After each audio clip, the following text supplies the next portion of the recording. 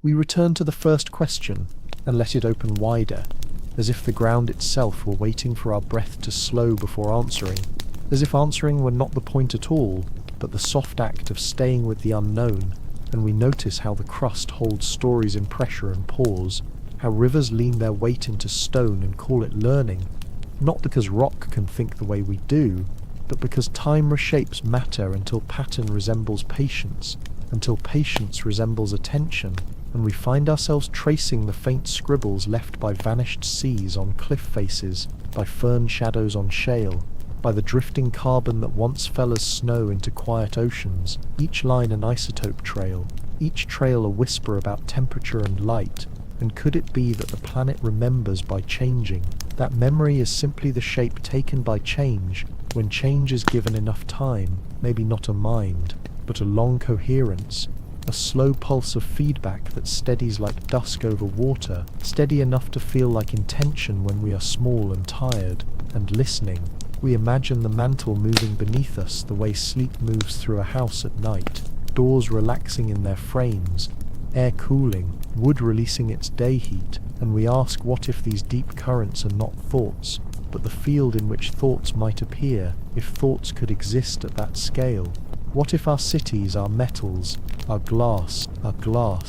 our scatter of satellites are only bright dust settling onto a page already crowded with ancient dust, trilobite dust, comet dust, the dust of forests that breathed the air we now breathe, and we picture subduction zones swallowing old seafloors, like the ocean tidying its memory, not because it forgets, but because erasure is how it makes room for the next layer of voice, and the next, and the next. The mind likes clear beginnings, but the earth prefers gradients, shorelines that blur and move, ice that keeps a ledger of winters in thin blue lines, volcanic ash that bookmarks a sudden sentence, and we drift there between pages, looking for the difference between silence and the sound of waiting, wondering if we mistake quiet for absence simply because our clocks are too fast, because we need endings to sleep, while the planet needs only cycles, and cycles do not conclude. They lean, they return, they almost repeat, and in the almost is where novelty lives, where evolution tries again, where an ammonite spiral becomes a radio coil, becomes a spiral galaxy pinned to a classroom wall, becomes a child's finger tracing a shell at low tide, and we feel how identity loosens at these edges, not because we are lost, but because belonging grows larger than a single name, larger than a lifetime, and so we ask again, softer, what if the ground is listening in pressures and flows, in rain that arrives on time, in faults that hesitate for decades, and then revise the landscape in a minute? What if listening is just a form of balance held long enough to seem like care, and if care can exist without someone to own it, could it be that we are already inside it, little listeners within a larger listening, speaking in footsteps, in smoke, in seeds, leaving behind signals we do not mean to leave, and reading signals we do not mean to read, and maybe the right approach is not proof, but posture, not certainty but gentleness, because gentleness changes what it touches, because gentleness is also a kind of geology, slow, patient, erosive in the best way, carving room for tomorrow. We rest in that thought, and turn our face toward the deep interior, toward the heat that has been burning since the planet was young, a hidden hearth where iron moves like thoughts moving under sleep, and we wonder, if the surface is the story, could the core be the dream, and if the dream shifts, what new language might rise to meet the morning? We follow the heat inward, as if sleep itself were guiding our steps, as if the planet were quietly turning a page for us, and under the crust the slow pulse becomes clearer, not a drum but a tide, not because rock has a heart, but because time arranges motion into rhythm until rhythm feels like intent, and we think of plates drifting, of ridges birthing basalt like steady breaths, of trenches folding seafloor down into darkness where old shells and dusted bones are unstitched and remade, memory dissolved and then reshaped. And could it be that this subduction is how the world edits itself, removing a line not because it was wrong, but because the meaning needs space to grow? We picture continents gliding on the asthenosphere, buoyed by heat that rises from radioactive decay and ancient formation, a soft luminosity trapped in mineral cages. And maybe this glow is not thought, but it behaves like persistence. It behaves like a promise kept too slowly for us to notice, until an arc of volcanoes writes fire in the sky, and we read it as sudden though it was building for ages. And what if extinguished oceans are not lost but translated? Limestone turning to marble, water turned to steam turned to clouds that return as rain to the same mountains that once were seabed, a loop that looks like intention because it is so clean. We lean closer to isotopes now, tiny clocks humming in crystal lattices, uranium to lead, potassium to argon. Their ratios a careful ledger of time that the planet carries without boasting. And in that ledger we glimpse forgotten epochs, quiet climates that came and went without us, forests that rose, thick with wet breath, and then folded under ash or ice. And we ask if these records are a kind of remembering, or simply the truth of matter being honest about its age. Maybe both, maybe neither, maybe it does not matter which so long as we keep listening. The air above us has changed before and will change again. Oxygen climbing, when life learned to share excess light, carbon shifting with the tilt of the planet and the slowness of weathered rock. And we wonder if the sky is the exhale, is the mantle the lung, and if the lung is always in motion. Could the planet's identity be motion too, not because it chooses, but because it cannot be still and remain itself? And in this pulse we feel a kindness, a stability born of ceaseless change, the way a sleeping body turns just enough to keep warm. Fossils enter like soft footnotes, shells and leaves pressed into stone, not trapped, but archived, and entropy waits patiently nearby, loosening the tightness of forms, not to ruin them, but to pass their meaning forward. Old reefs turn to chalk cliffs, old forests turn to coal, old creatures turn to the idea of creatures that come after. And is it possible that what we call loss is the raw material of continuity? That decay is not a fall but a passage, and we say it twice to feel it settle. Maybe not an ending but a passage, maybe not an ending but a passage. At the boundaries where plates meet, stress builds like a sentence reaching for the right word, and when it slips, the land revises itself. And though we fear that punctuation, here in this calm we notice its grammar, the way aftershocks are small edits shaping clarity, the way rivers find the new lines and begin to read them. And if this is a pulse, it is sometimes erratic and sometimes smooth, yet always returning,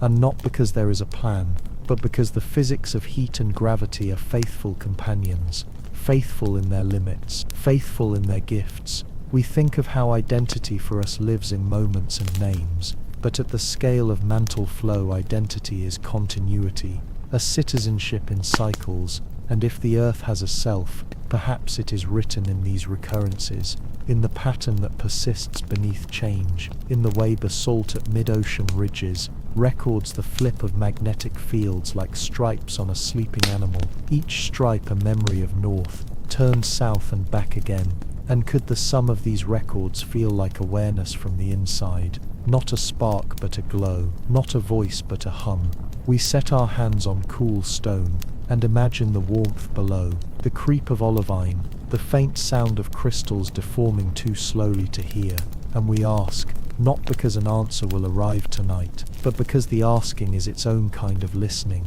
What if the planet's pulse is the baseline on which life composes its small songs? And what if our own hearts, beating so fast, are simply brief harmonies added to a music that will keep playing after we sleep? And as we drift with that thought, we sense the field around us bending, the invisible skin that catches solar weather like a gentle shield, and we wonder if protection at this scale is another way the pulse is felt, another verse in the long rhythm we are still learning to hear.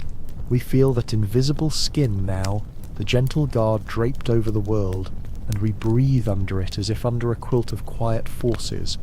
because the story of rivers waits within this calm, because beneath the shield water begins to think in its own slow way, and we wander with it from a snowflake to a rill, from a rill to a stream, from a stream to a braided river that sketches its memory across the plain, not because water owns a mind like ours, but because it learns through touch, revising stone with patience, smoothing basalt into tenderness, folding mountains into sand that drifts and settles and drifts again. We picture the first raindrops tapping ash after a distant eruption, fluoride and sulfur dissolving into that brief skin of water, isotopes shifting like faint accents in the rain's voice. And could it be that these delicate signatures are how the planet practices recall, a chemistry of remembrance, a quiet index of temperature and light and distance from an old sea? And if memory can be written in ratios, perhaps a river is a sentence, perhaps a delta is a paragraph where silt pauses long enough to be read. Deep time lets the channel meander,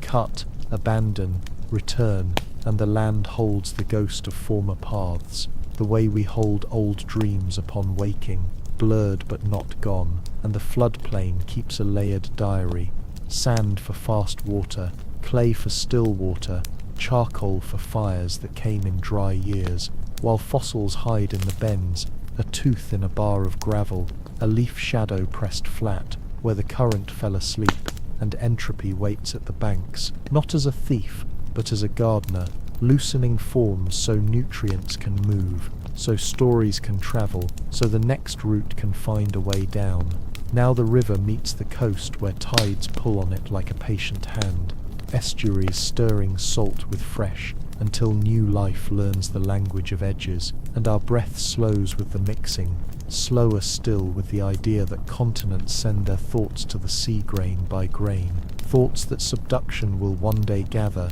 pulling the lithified river mouth into darkness, where old pebbles are pressed into new metamorphic phrases. And is it possible that this is how the planet integrates self with self, upland with abyss, storm with mantle, not because it chooses to, but because gravity and heat and water are companions who won't let one another go? As we drift along this current, we notice the isotope trails again, oxygen in shells recording the seasons of warmth and chill, strontium in bones whispering of journeys from mountain to estuary, and the air remembers too, adjusting its carbon with every breath of plankton, with every wetland dusk, and we wonder how many forgotten epochs flowed like this before our brief arrival, how many floods wrote sudden lines, how many droughts left a blank page that later filled with reeds, and we say to ourselves, maybe we are late to the story, maybe we are early, maybe it does not matter,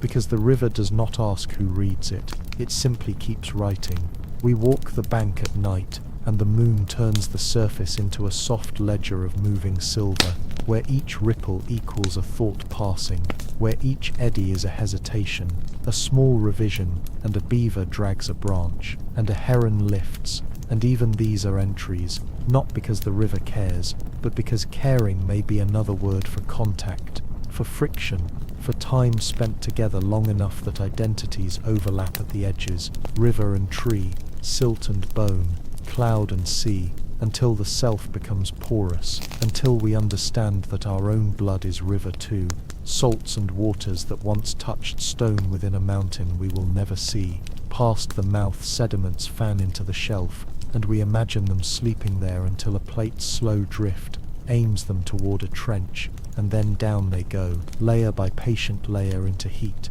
gases rising back up through volcanic arcs to become rain again, to become river again, to become an old mountain's whisper spoken in a new place. And we ask, not for proof but for gentleness, what if thought is nothing more than the path matter takes when it is given time and freedom to wander? And if so, could a watershed be a mind's soft outline traced in gravity? Could a basin be the cradle of an idea too slow for any one person to own? And if that is even a little true, how might we walk more quietly along the banks? The current hushes to a pool, and then gathers itself, and we drift with it, hearing far-off thunder that is not a storm but the memory of stones tumbling under rapids miles away, the sound arriving late, the way all old truths arrive, and in that delay we learn to wait, to listen for what is not yet said, to trust that silt will settle when it is ready, and that clarity, like low water after flood, is a season, not a verdict. And just as our eyes close on the gleam, we sense the forests leaning over the channel, roots braided with fungi, messages pulsing through wood and soil, and we wonder, if rivers are nerves, what silent signals move through green, and what does the world learn when water and leaf exchange light in the hush of morning? We step under the trees where the river left us, and the air cools as if someone drew a curtain of green over the day. And in this dim library the pages are living, each leaf a soft light, each trunk a column holding a story that began before our names, not because forests are wise in our sense, but because they remember in sugars and shadows, in the slow arithmetic of rings that add up to weather, to drought, to ash that fell from a volcano. Oceans away, we feel the mycelial whispers underfoot, like a net woven from patience. Threads of fungus passing signals from root to root, carbon to carbon, not loud, not urgent, but steady. And could it be that this is how the planet practices community? Not in declarations, but in exchanges so small we only see them when we kneel, when we let our ears tune to the hush, where trees share warnings of beetles and heat, where a mother tree feeds a sapling that waits in the understory, and if waiting can be a form of intelligence, perhaps the forest thinks in shade. We look up, and the canopy breathes out, our breath answers, and the air between us is the old treaty, oxygen given, carbon returned, a covenant written by lichens and algae long before language, and we wonder how many forgotten epochs have swayed like this. Glacial winds threading between conifers, tropical storms combing broad leaves, forests advancing and retreating with the rhythm of tilt and orbit. Milankovitch, patience marking time in pollen, laid down on lakes, layer after layer of quiet confetti, and in those layers scientists read the weather of ages the way we read a familiar face. Is it possible that perception at this scale is simply fidelity to pattern, being present long enough to notice what repeats and what wanders? Fallen logs glow with moss,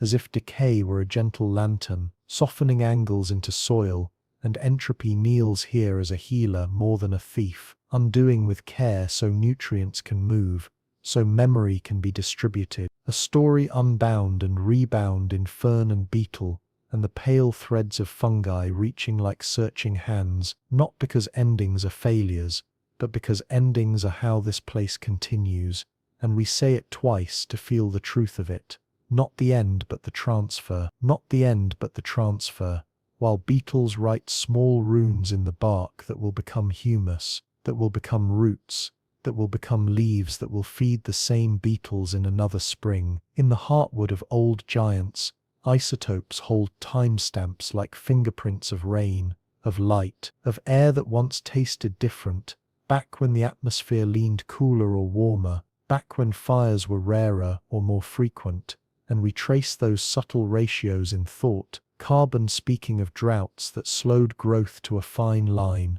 oxygen telling of clouded summers, and we ask, if the forest carries this ledger, who is it for? And maybe the answer is simple. The record is for the forest, for the soil, for the creek that remembers the taste of tannins, and only then for us, if we are quiet enough to read. Fossils of ancient forests rest in stone far from any leaf, coal seams born from swamps that once breathed thunder, petrified wood that still keeps the grain of a vanished afternoon, and subduction waits at the continent's edge to take some of these relics down, to press cellulose into metamorphic memory, gases rising through volcanic throats to rejoin the air, as if breath had been held for ages, and finally released. And could it be that forests and fire and ash and rain are one long conversation, a loop where what is burned is not erased but rephrased, a message carried from canopy to cloud to mantle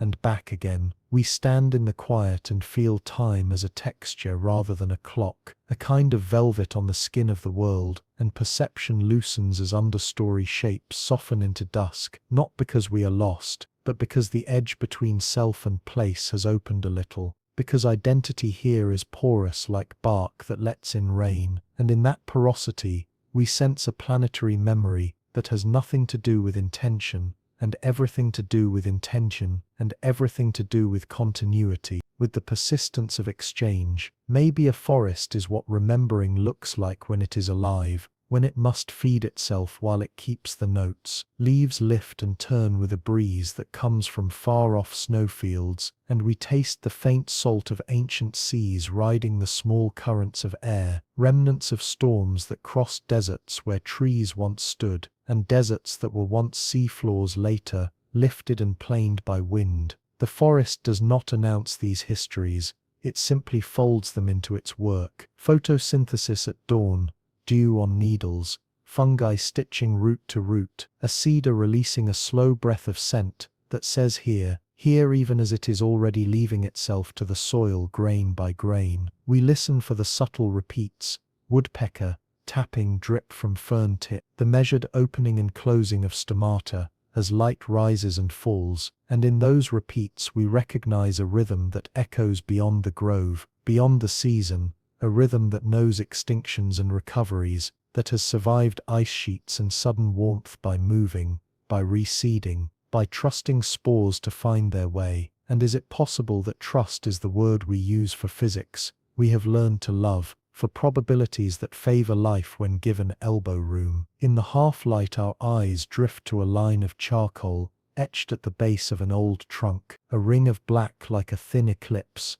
and we realize this tree survived a fire that traveled close but not through, a memory of heat stored as a scar, and that scar becomes instruction. Bark thickens, crown shapes change, roots invest deeper, and not because the tree thinks as we do, but because selection keeps what works, because the forest across time is a listener to its own past, a quiet archivist of resilience. Night gathers, and with it the small lights, bioluminescent fungi, a fox's eyes low and reflective, stars threading through gaps in the leaves, and the canopy becomes a map of absence, a sky edited by branches, and we feel the comfort of being partly erased, edges softened by darkness, until only pulse remains, ours and the forest's, overlapping like two notes that almost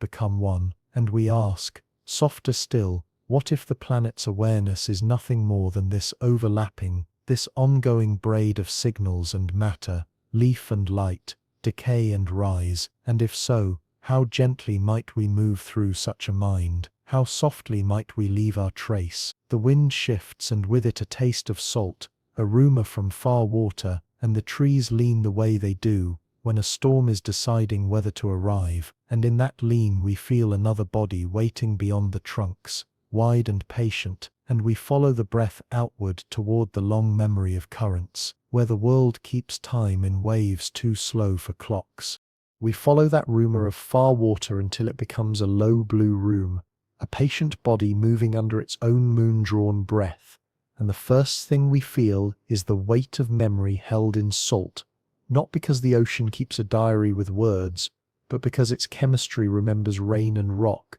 remembers rivers bringing the dust of mountains, remembers ancient air dissolved and released again like a promise kept slowly. Currents turn like thoughts that have no hurry. Thermohaline steps carrying cold and story into the deep, where light thins to a quiet ink, and down there calcium carbonate falls like pale snow, shell by shell, a soft census of lives that will one day harden into chalk and limestone. And could it be that the seafloor is a long archive of fragile things that learn to last by letting go of their shape? We drift along the continental shelf where drowned forests once stood when ice was locked in higher latitudes and sea level leaned away, and we imagine those trunks now buried by silt, their memory turning chemical, their lignin breaking down and passing into other forms that move with the tide. And maybe this is how survival looks at ocean scale. Transformation without announcement,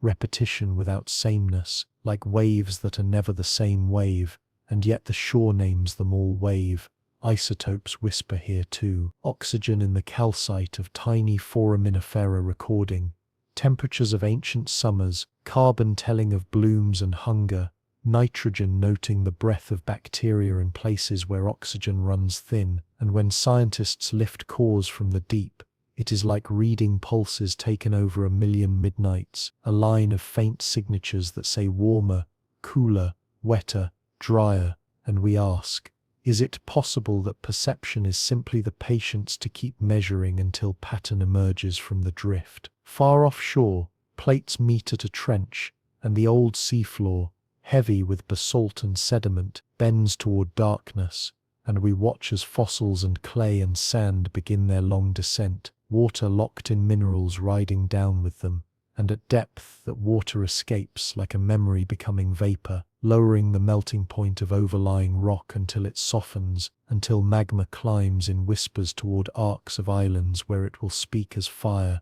and not because the ocean forgets, but because forgetting for the planet means changing state, means carrying essence forward in another language, rain translated into ash, ash translated into soil, soil translated into leaf. Along the mid-ocean ridges the opposite is happening. Basaltic crust is born in a narrow light of molten rock, fresh as a sentence just written, and it spreads outward, cooling, cracking, taking on the magnetic field's mood at the moment of its birth, so that stripes of polarity lay down like sleeping tigers on the seafloor, a quiet ledger of the planet's shifting compass. And we think, what if the ocean is a turning page that writes itself even as it is read by wind and moon and coast? Entropy is gentle here in its own way, smoothing sharp fragments into rounded pebbles on a beach, reducing complex bodies to simpler currencies that move easily through food webs, not because it aims at disorder,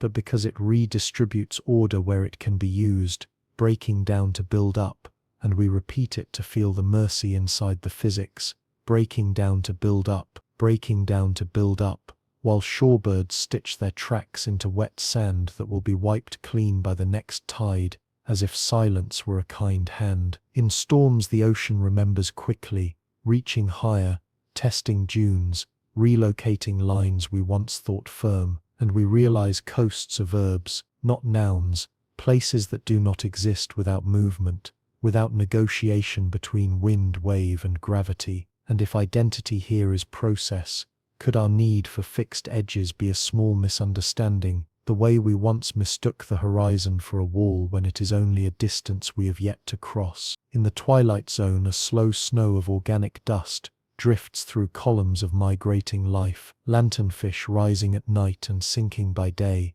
a tidal breathing made of bodies, the ocean's daily pulse of carbon that keeps the air above us calmer than it might be, and we wonder how many forgotten epochs were balanced by this quiet commute, how many warmings and coolings were moderated by creatures that never learned our names, and maybe gratitude is the correct response even when no one asks for it. We pass over an abyssal plain where manganese nodules grow like patient stars on the dark floor, metals gathering atom by atom around seeds of grit for millions of years. And could it be that the ocean keeps time not only with waves but with these slow accretions, with the hush of bacteria breathing iron and sulfur in places beyond sunlight, with chimneys that exhale mineral smoke where new crust forms and tube worms flower like red-mouthed candles in blackness? If intelligence can be defined as persistence plus feedback, the ocean meets the definition in its sleep, currents adjusting to winds that adjust to currents, ice teaching salinity how to sink, salinity teaching circulation how to turn, everything listening by changing slightly to accommodate everything else. We think of the atmosphere as a mirror. The ocean polishes, taking in carbon when it is abundant, giving it back when winds and temperatures ask for a different balance. And in this exchange we hear an old conversation between air and water that predates our brief energy of engines, a conversation we have joined loudly, a conversation we might learn to join more softly, not because the ocean demands it, but because softness leaves fewer scars, and scars are also records, and records are responsibilities when we know how to read them. Somewhere below, a whale carries a song across basins, low notes rolling like weather inside the water, and the song is not for us, and yet we feel included by its reach, the way we feel included by tides we did not cause,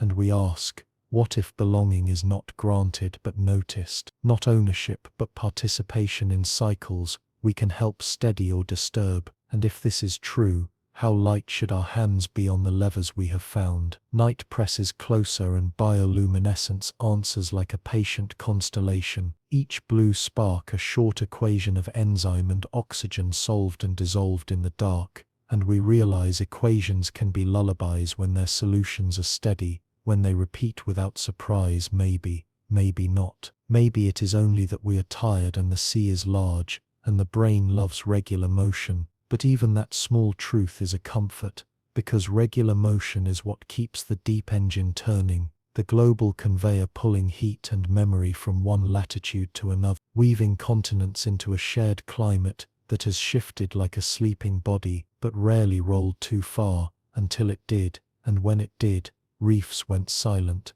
and when they went silent, the rock took note. We float with that thought until it thins into a question we cannot finish, and in that unfinished space, a breeze arrives from land, carrying the scent of resin and loam, and it reminds us that edges are conversations, that shorelines are sentences with one foot in salt and one in leaf. And as we turn toward the quiet glow of distant mountains, we feel the dunes drawing lines in sleep-slow wind, counting time in grains, and we wonder if oceans keep memory in waves, how do deserts keep it in silence? We step into that silence where dunes are slow animals, and the wind writes their backs with a patient hand, and we feel how time here is counted in grains, not because deserts refuse life, but because they keep a different ledger, a ledger that favors shape over leaf, echo over song, and in that spare accounting, the memory of vanished rivers is held as faint lines beneath the sand,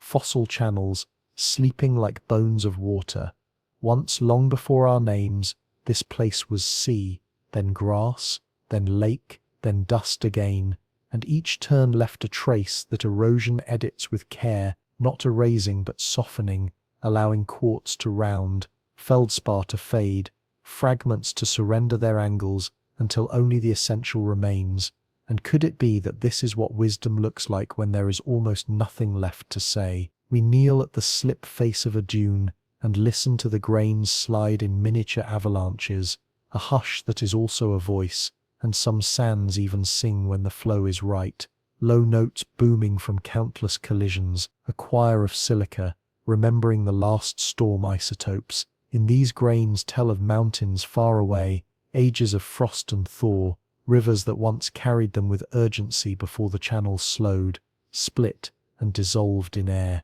and we wonder if deserts are a kind of planetary pause, a breath held long between chapters, not because the story is finished, but because the next word is being chosen with unusual care. Fossils appear here as surprises, a jaw in a wadi wall, a fern pressed into a rock left at the margin of an ancient shore, footprints of camels layered over the footprints of creatures with names no longer spoken, and entropy has written its soft script across them all, flaking, blurring, returning detail to dust, so that what survives becomes emblem rather than portrait, a small symbol carrying a larger feeling, and maybe that is how memory protects itself when the light is too bright and the air too dry, by becoming simple, by traveling light. At night, the temperature falls like a stone dropped into a well, and the rocks talk to the cold in tiny cracks, expanding and shrinking until their skins peel in quiet plates,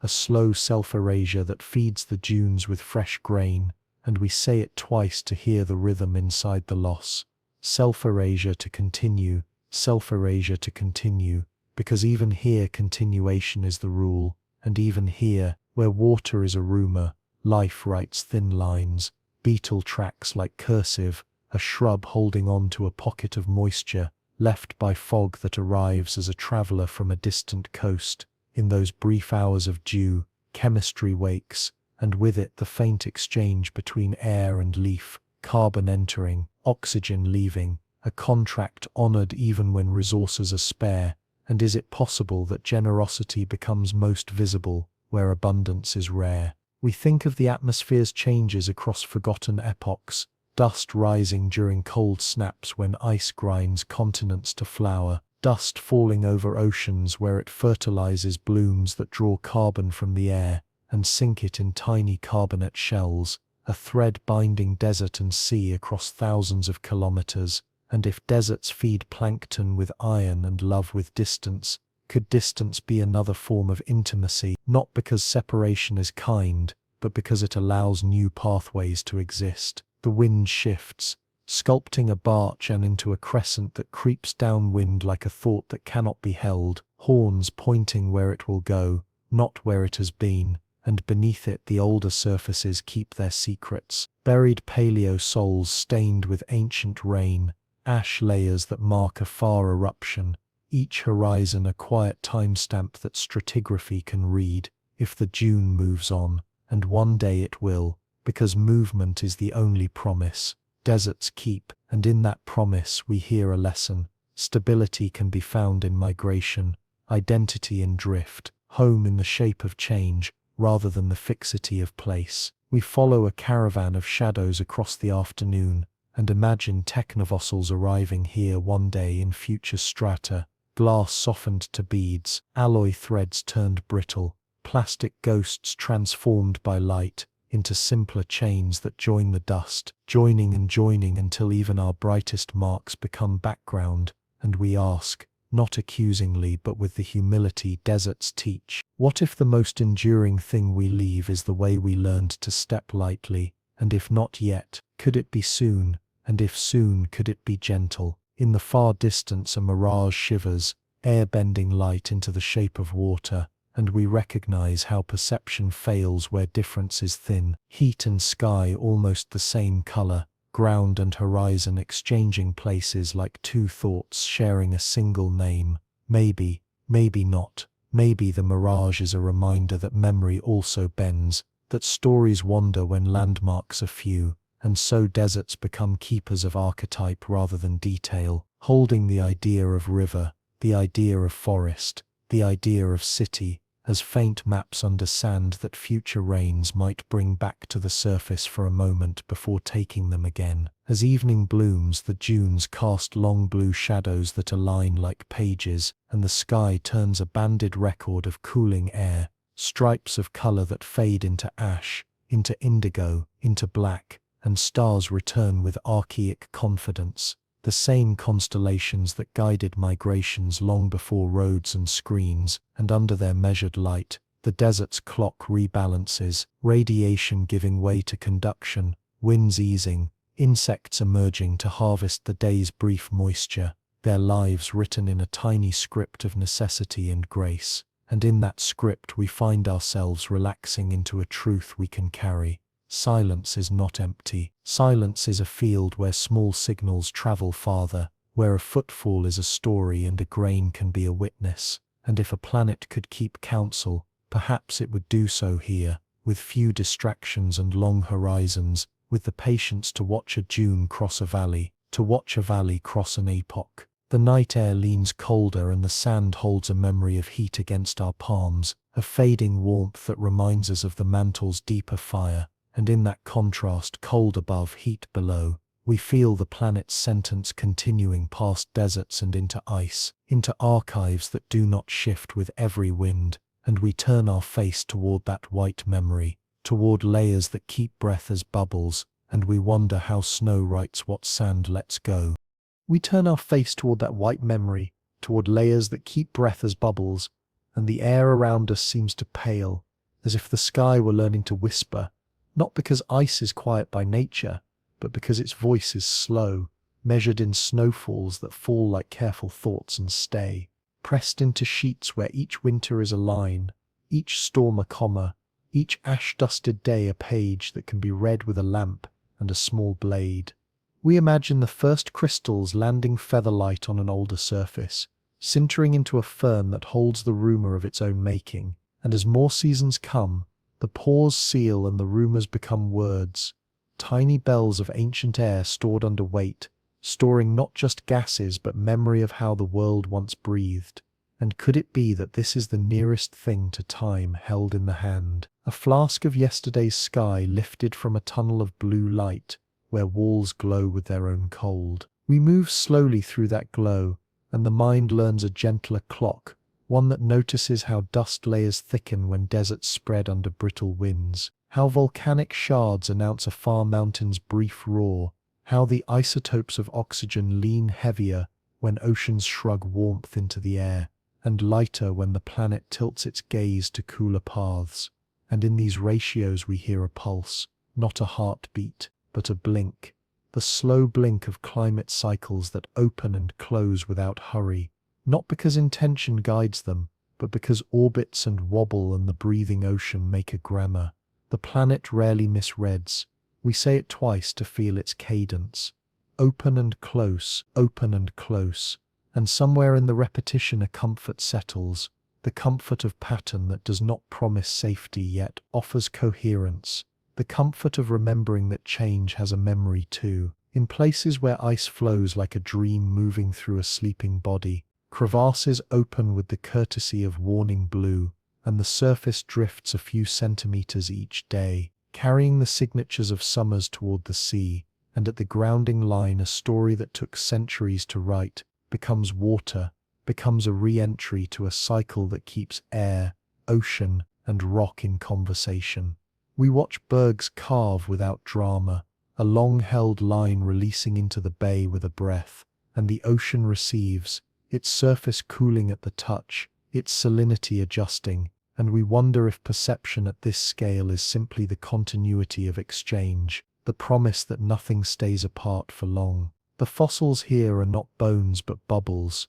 round archives of atmospheres that have come and gone, carbon rising and falling with forests, with fires, with the slow appetite of weathering that eats mountains for the sake of air. And when a core is lifted from the long dark into lab light, the ice sighs a little, and we hear very old breath meet the present, and it asks nothing, it proves nothing, it simply joins, and maybe that is what memory desires, not to convince but to connect, not to warn, but to make a path for understanding that is wide enough to walk in the soft shoes of night. Entropy is here in another costume, tightening snow into crystal, crystal into plate, plate into a clarity that lets sunlight pass and bounce, pass and warm, a negotiation between albedo and heat that dictates whether a winter lingers, whether a summer runs, and when soot arrives on the wind, it darkens the page and the page turns faster,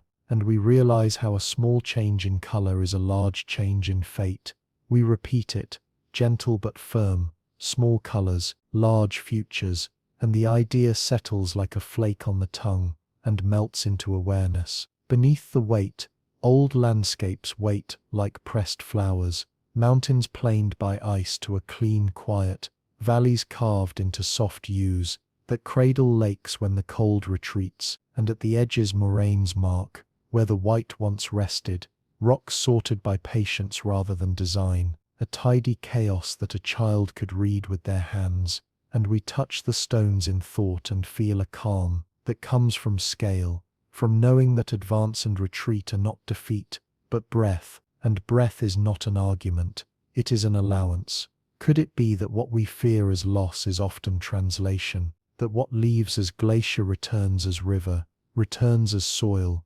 returns as a green thought standing in the wind in a field that was once a bed of ice? Deep below, at the base where ice meets rock, pressure warms the boundary until water moves, like a letter slipped under a door, lubricating motion, carrying the grindings of mountain toward the plain, where they will lie as loess, fertile and fine, a gift that will grow wheat and memory, long after the glacier has forgotten its own edge, and the forgetting is not careless, it is the condition of moving on, of making room. We say it softly, making room,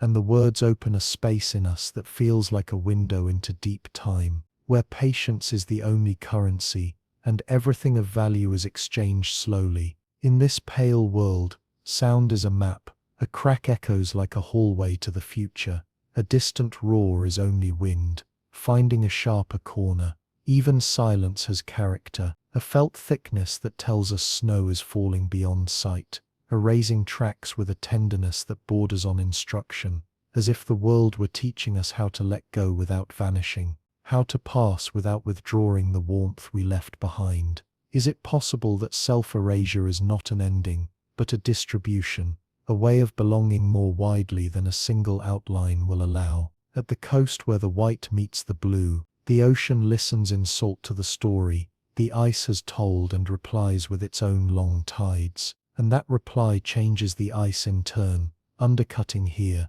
protecting there, a feedback that carries no malice and no mercy, only relation, only the ongoing revision of a shared edge. And we stand there with our breath small in our chest and feel a humility that does not scold, but invites us to imagine care as calibration, to imagine gentleness as better measurements, as choices that lean light, rather than heavy on a scale already finely balanced by forces older than our language. Night arrives like a curtain drawn carefully across a window to keep in the warmth of tea, and stars ring in the cold with a sound we cannot hear yet somehow trust. And in that trust a question opens like a slow aurora, lifting its hem over the horizon. What if the planet's memory is less a record and more a practice, less a library, and more a way of moving that keeps the past available without chaining the present? And if so, how might we learn to move like that? The ice answers with a small settling sigh, and we follow its breath downward, through stone where stress gathers in quiet grammars, and we wonder what language faults use when they decide to speak. We follow that small settling sigh into stone, where pressure writes in slow cursive and faults hold their thoughts a long time before speaking, not because rock prefers silence, but because its language is patience, grains locked together until a whisper of water, a smear of clay, a degree of heat changes the balance, and we imagine stress like a sentence searching for its verb, building, stalling, building again, the crust rehearsing phrasing in micro cracks we cannot hear. When it finally chooses a word, the ground revises itself with a pulse that travels faster than our names, and afterward the edits arrive, aftershocks stepping down in magnitude like careful footnotes, not to frighten but to clarify, not because the planet is angry, but because stored energy must find the easiest way home. We place our ear to the quiet and sense how deep faults accumulate their records, layers offset by millimeters and meters, strata that once were seabeds now folded into roofs of mountains, fossils tilted like bookmarks that survived the shelving of continents. And could it be that earthquakes are punctuation, the commas and periods of tectonic grammar, a way the earth keeps the story legible across deep time, along subduction zones, cold ocean crust sinks and drags sediments, shells, and the dust of far deserts into the heat, where they will unwrite and rewrite themselves. Water released from minerals, like a memory turning to vapor, easing the melt above, so that arcs of volcanoes can lift new land out of old seabed, and we watch the loop complete itself in a language of pressure and flow that only seems sudden because our clocks are small. Isotopes thread this story like subtle rhyme, argon in mica timing, when a slate cooled enough to lock, strontium in a shoreline telling whether river water came from ancient granite or young basalt, oxygen in quartz, whispering the temperature of the fluid that joined those grains. And when geologists read these signatures, they are not guessing but listening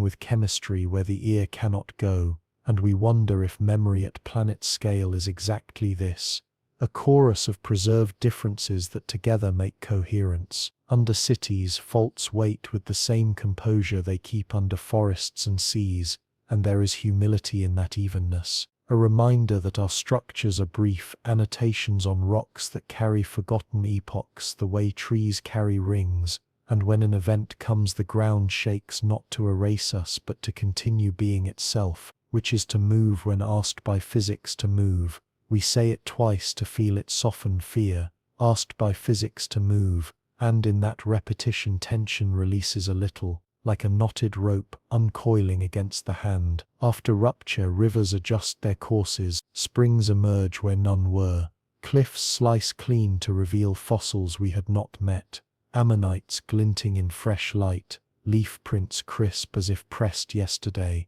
and entropy begins at once to blur the new edges, rain and wind smoothing sharpness into slopes, rock falls writing their slow talus at the foot of new faces. And is it possible that what we call disaster is also disclosure, that the planet sometimes opens a page we could not have turned ourselves, not because it chooses for us, but because cycles of stress and release are older than choice, older than us, older than forests and bone. In the mantle, convection cells roll with a steadiness that looks like calm thought if you watch long enough. Hot rock rising, cool rock sinking, heat from radioactive decay and old formation moving outward like a patient tide, setting plates adrift on a soft solid sea where ridge pushes meet slab pulls, and the sum feels like intention only because it is consistent, like a heartbeat measured in millions of years. And maybe not. Maybe the mind that we sense is simply the integrity of feedback loops that keep the whole from drifting into chaos, not by command,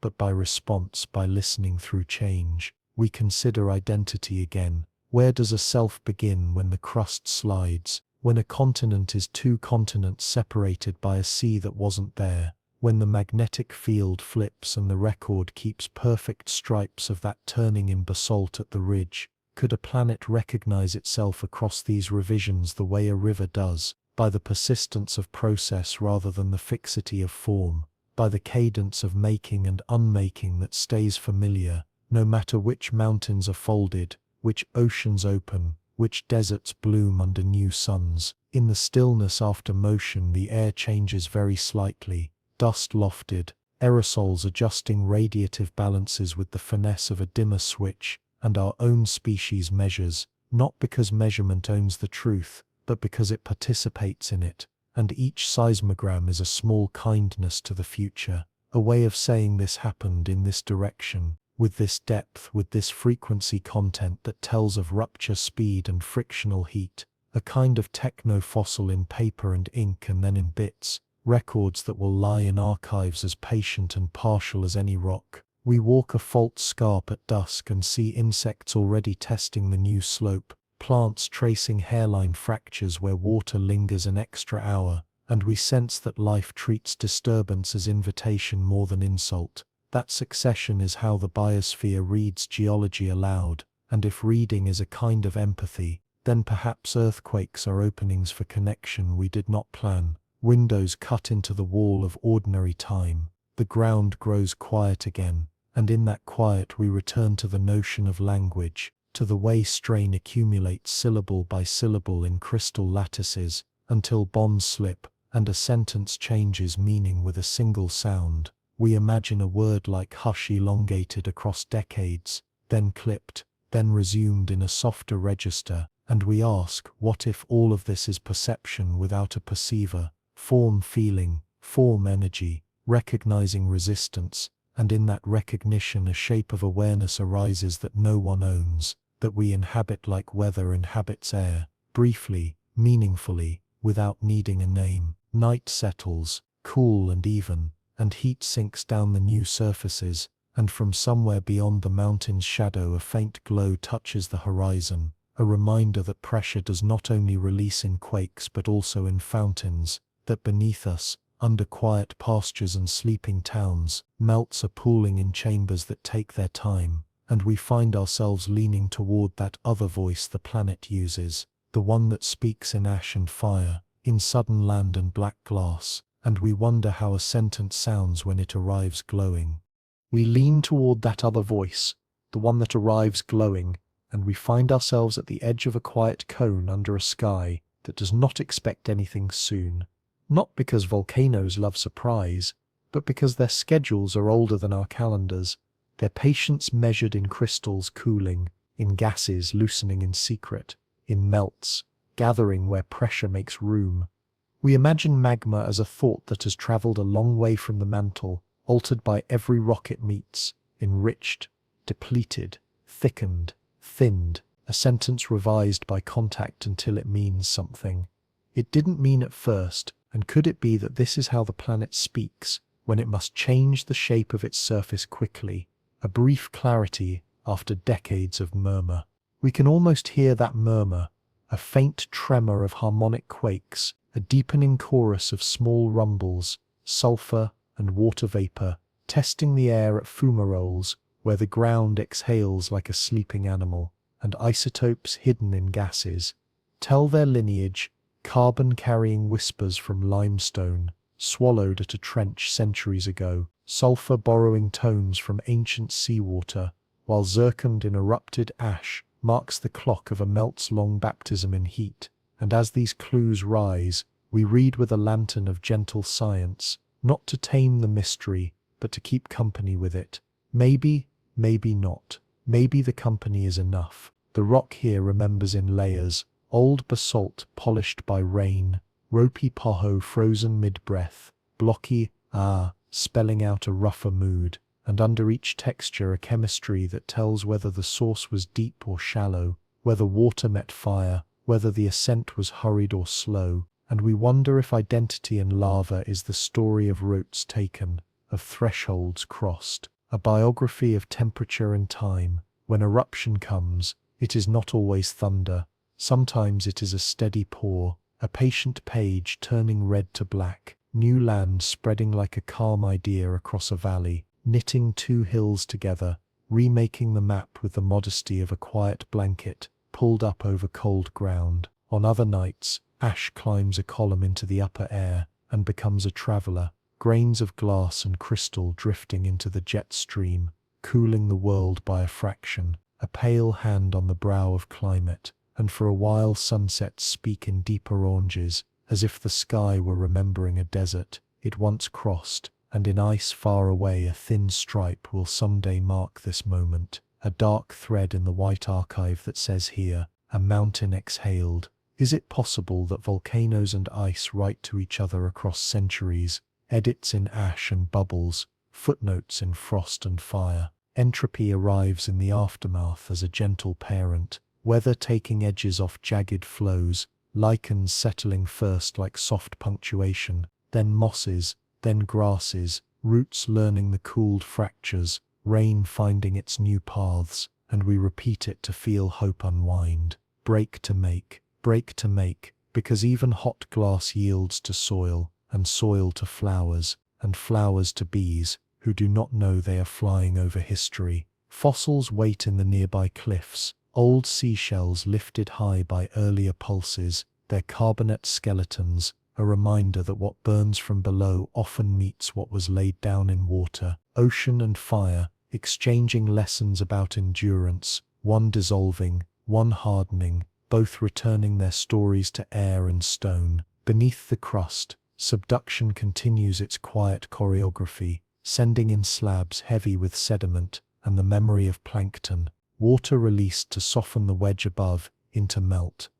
rising along cracks like letters along a vein of quartz, every ascent guided by pressure that does not argue, by buoyancy that does not boast. And could it be that intention at this scale is nothing more than obedience to balance, a fidelity to gradients that converts difference into motion, and motion into form? We watch night absorb the red, and leave behind a field of black cooling ribs, gases still cindering from vents like the last whispers after an urgent conversation, and the air holds a new smell, metallic, mineral, a hint of far oceans locked in the chemistry of stone. And we think of isotope trails again, argon cooling clocks in crystals, helium leaking through minerals, as if time were looking for a draft under the door. And when we measure these trails, we are not imposing meaning, we are finding it where it already settled, fine as ash. The mind slows here, caught by the paradox that creation can arrive as destruction,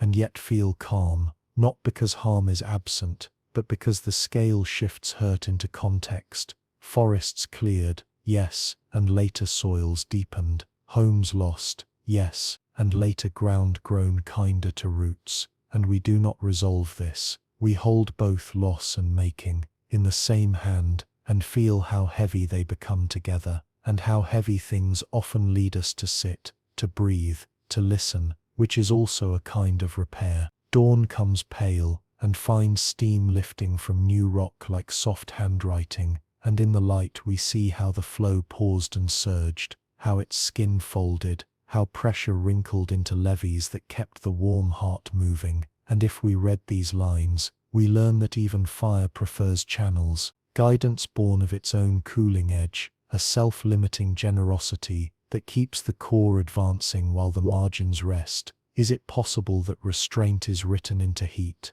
that even eruptions obey the wisdom of boundaries? Birds return quicker than we expect, feet testing the warmth, calls thin and curious, and later, seeds arrive riding birds and wind alike. First pioneers with small demands, then more complex guests, and in a few seasons the black will be mapped with green, the way a healed burn takes color back, different but not lesser, changed but not diminished in its ability to host the small business of life. We repeat it softly, different, not lesser, until the phrase becomes a room to rest in. Far away, the sky subtly changes its balance of light, ash in the stratosphere bending energy the way a curtain diffuses noon, a tweak that touches rainfall patterns and the path of winds, and we are reminded that nothing here is local for long, that signals travel through fluids and fields, that the planet converses with itself across distance without mail, without wires,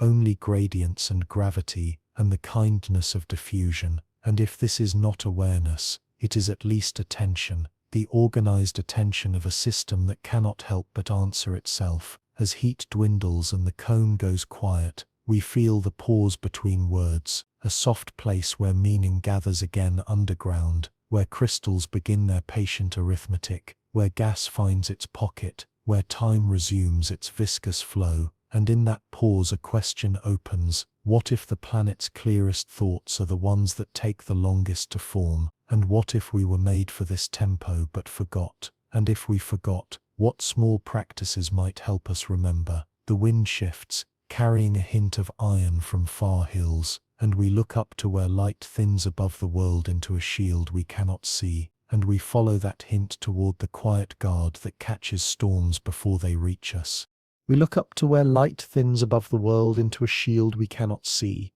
and we follow that hint toward the quiet guard that catches storms before they reach us, not because the planet fears the sun, but because it knows how to bend what is wild into what is livable, and the field around us hums without sound, lines of force threading from pole to pole, shaping invisible curtains that move like breath.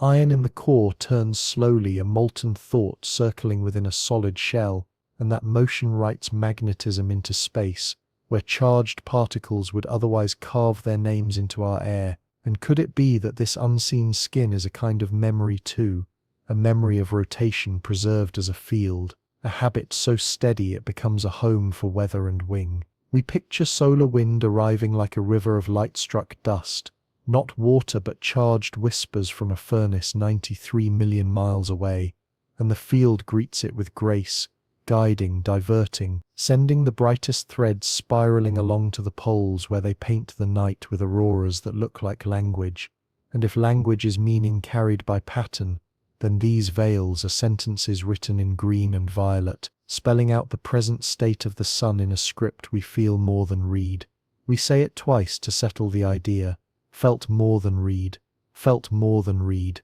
and in that repetition our breathing finds the rhythm of the upper air, a slow exchange where atoms lose an electron and find it again. In the thin places, isotopes tell their own weather, cosmic rays split molecules and leave behind neat traces in ice and rings, beryllium in snow, radiocarbon in wood, gentle signatures that record how the field has waxed and waned, flipped and wandered, north becoming south, in bands written into cooling seafloor basalt like zebra stripes. Only the planet could design, and we wonder if identity at planet scale lives in these reversals, not as confusion but as continuity, a reminder that even boundaries can change their minds without breaking the whole. High above storms where the atmosphere grows electric and delicate, lightning stitches layers together and releases nitrogen that soils welcome with quiet gratitude. Thunder a far rumor down here, while up there the flash red roars chemistry in a blink. And we think of how small events accumulate,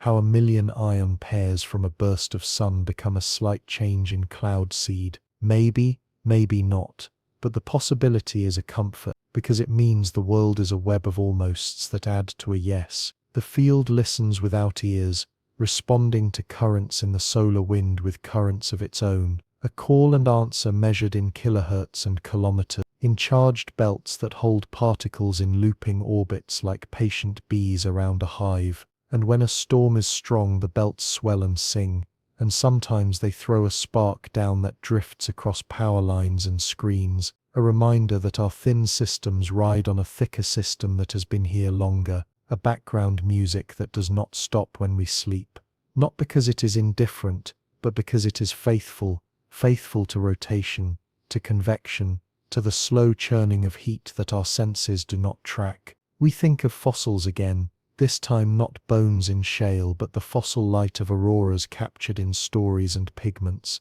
cave walls brushed with greens we guess were plants, but might also be memory of sky, and in polar ice the nitrate peaks that match old storms, delicate chemical footnotes that tell us the sun has moods, and the earth has manners for them, and manners at this scale are geometry made tender, field lines opening, closing, trapping, releasing, never stopping, always adjusting. And is it possible that tenderness is the right word for a force that turns danger into wonder? In the core, iron alloys crystallize where pressure insists on solidity, and that inner solid helps guide flow in the outer melt, a quiet partnership that keeps the dynamo turning, heat from formation and decay, rising in slow fountains we will never see, and over ages the field weakens, strengthens, wanders like a child, learning a path by heart, and even when it flips, fossil compasses in minerals keep the past lined up in rock,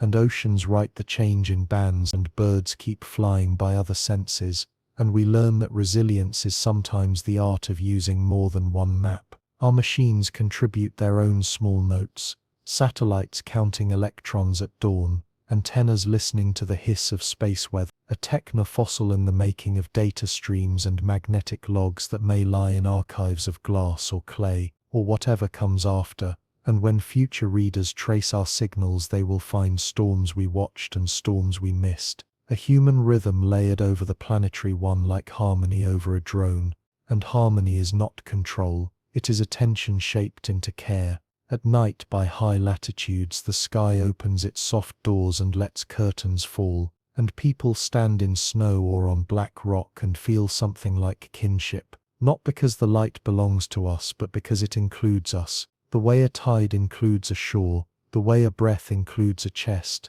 and we ask what if belonging is the field's true gift, a sense that we are wrapped, not walled, held enough to be able to grow. And if we are held, what should we hold in return? And if we hold, how light should our hands be? Down below, compasses in migrating turtles, in salmon noses, in tiny magnetite grains inside bacteria, all point to an order that flows through bone and shell, an order that life has learned to read as calmly as it reads light and gravity. And those readings write themselves into fossils of behavior, shell beds where rotes converged, lake sediments where fish returned and returned, a geologic memory of paths that were not paved, and we realize that the field is not just shield, it is a guidebook written in lines no camera can see, passed down cell to cell without a word. Dawn leans across the curve of the world, and the ionosphere lifts like a sigh, layers rising with heat,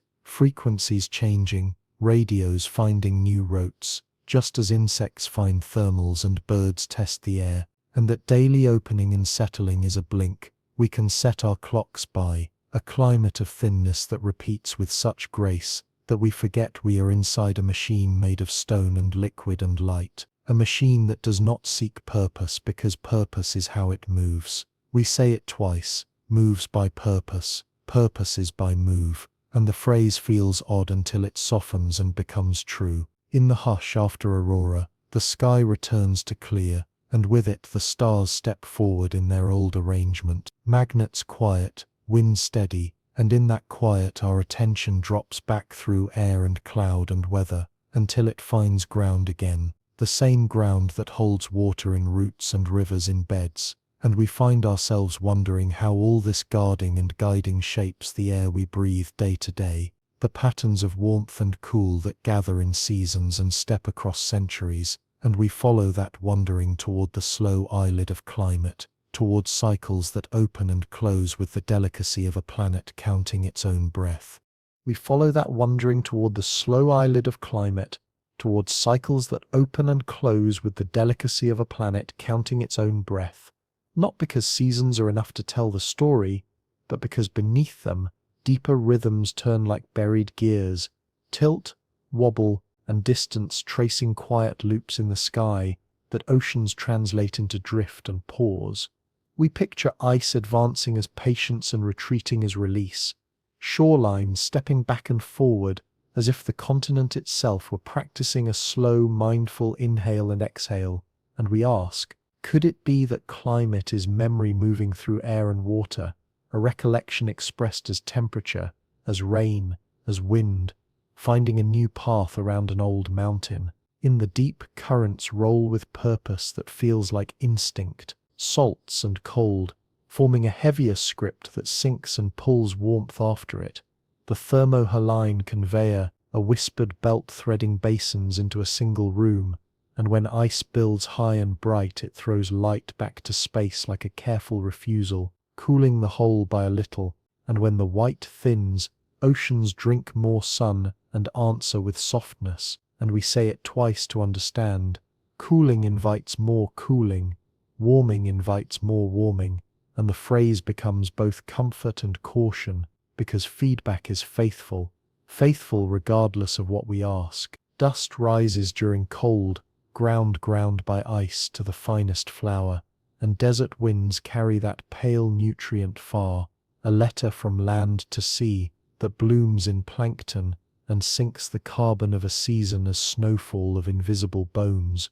and in cores pulled from the floor. We see the rhythm written, layers bright with calcium when oceans were busy breathing in, layers thin when the sea exhaled. And is it possible that the planet's lungs are everywhere at once? Forests, waters, soil, rock, each holding and letting go according to its own clock, busy and quiet in turns. Isotopes speak in careful tones. Oxygen in foraminifera, telling of ancient warmth and cold, deuterium in ice bubbles, recalling the taste of air when mammoths grazed, carbon in tree rings, whispering drought and flood, and the brief shadow of a volcano's veil across a summer. And when we read these voices together, we hear harmony, not a single note but a chord that drifts in and out of consonants over tens of thousands of years. Milankovitch melodies shaped by the angle of light, by the ellipse of our path,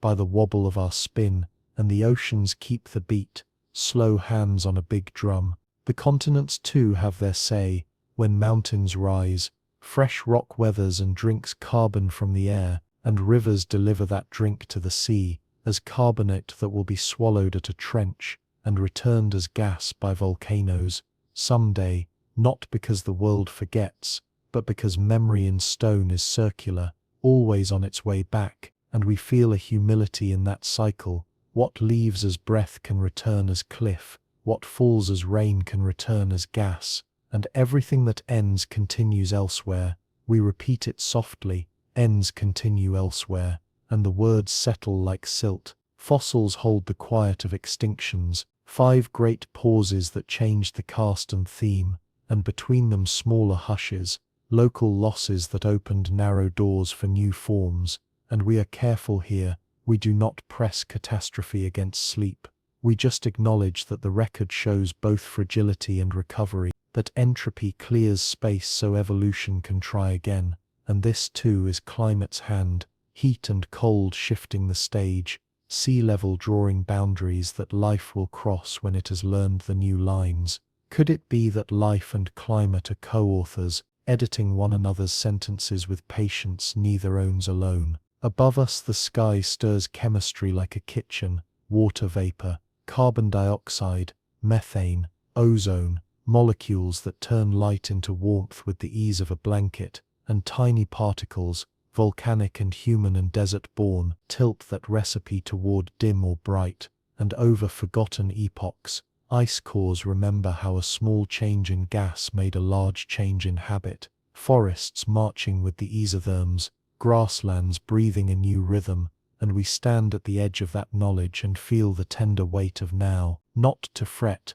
but to listen better, because listening is how calibration begins. The geometry of continents matters. When gateways open, currents reorder, and Antarctica grows a ring of wind and water that isolates its cold like a kept promise, and when Panama closes, the Atlantic learns a stronger loop, and storms replot their routes, and these geologic rearrangements show up in cores and caves, in speleothems that count drips as time, in stalagmites that slowly archive wet and dry, and we learn to trust stone as a priest of memory, sparing with words, exact with numbers. In every valley, pollen settles to the bottoms of quiet lakes and keeps a diary of trees, pine, oak, grass, black flecks of charcoal marking years when lightning and people wrote with fire, and those diaries tell of climate as experienced, the lived weather of a place that remembers wind direction, remembers the long patience of fens and the short courage of flowers, and it is in this ordinary fidelity that the large cycles become intimate, become something we can feel on skin, in breath, in the way a morning smells just before rain. We ask, what if climate is not a spectator, but the slow intelligence of the whole system, the way feedback turns into guidance without a central mind, the way rivers, clouds and continents coordinate simply by obeying their own physics, and if that is so, where do we place our choices? How do we find the small levers that tilt patterns toward steadiness? Maybe, maybe not, maybe the levers are the humble ones, soils kept whole, forests allowed to grow old, waters given room to flood and rest, and each small steadiness adds to a larger ease. The planet does not scold in numbers, it keeps them, and we can read them: isotopes, rings, shells, bubbles, each an invitation to be more exact in our gratitude, more careful in our pace, and gratitude itself might be a climate, an inner weather that shapes how we move through the outer kind, and we repeat it gently, move through, not over, because over is an illusion, and through is the only way that respects time. Night falls, and the eyelid closes, not in sleep but in cycle, and we can almost hear the next breath forming at the edge of the sea, where warm meets cool and fog is born, where winds learn direction from mountain flanks, where currents press against continents and turn, and in that turning the field we felt earlier threads through once more, a reminder that even air has a memory of the planet's larger shield, and as our gaze lowers from sky to ground, the question that follows is simple and large. If cycles can carry memory without words, could living networks do the same? And what does a forest say when it speaks in sugars and light? We follow that question into the understory where light is sifted into patience, and a forest answers without speaking, not because words are missing, but because meaning here travels as sugar in phloem, as voltage at root tips, as scent unfurled into air to warn, to invite, to ask. We feel the slow grammar of rings keeping time with wet and dry, warm and chill, ash and clear, and each ring is a quiet pulse of climate, written in lignin, each scar a footnote about fire that touched and passed. And could it be that a living network remembers by sharing rather than storing, a memory distributed in exchanges, where identity is a circle more than a name? Under our feet a mycelial weave threads root to root, white filaments seeking carbon and returning minerals, a barter so old it does not hurry. And in that barter we sense intention that needs no center, not because a mind is hidden in the soil, but because feedback loops behave like thought when they are steady, when neighbors adjust to neighbors and the whole learns to bend without breaking. We say it twice to hear the softness inside resilience, bend without breaking, bend without breaking, and the phrase feels like shade in summer, like a hand at the small of the back guiding us toward water. Leaves turn to follow light and close their tiny mouths when drought leans in, and with each opening and closing the air shifts by a fraction, fluxes of water and carbon writing delicate curves into the sky's chemistry, curves that echo in ice bubbles and tree rings across forgotten epochs, and we wonder if the planet's larger breath is partly made here, in the trillions of tiny decisions that stomata make in chorus. a choir we cannot see but breathe. Isotopes in cellulose keep the meter, carbon noting when air was rich or lean, oxygen recalling the temperature of the leaf's work, and when we listen with mass spectrometers, we are only eavesdropping on a diary the forest keeps for itself. Decay is not a failure here. It is the engine room, logs softening into soil under the patient arithmetic of fungi and beetle, and time, entropy teaching abundance by loosening what was tight.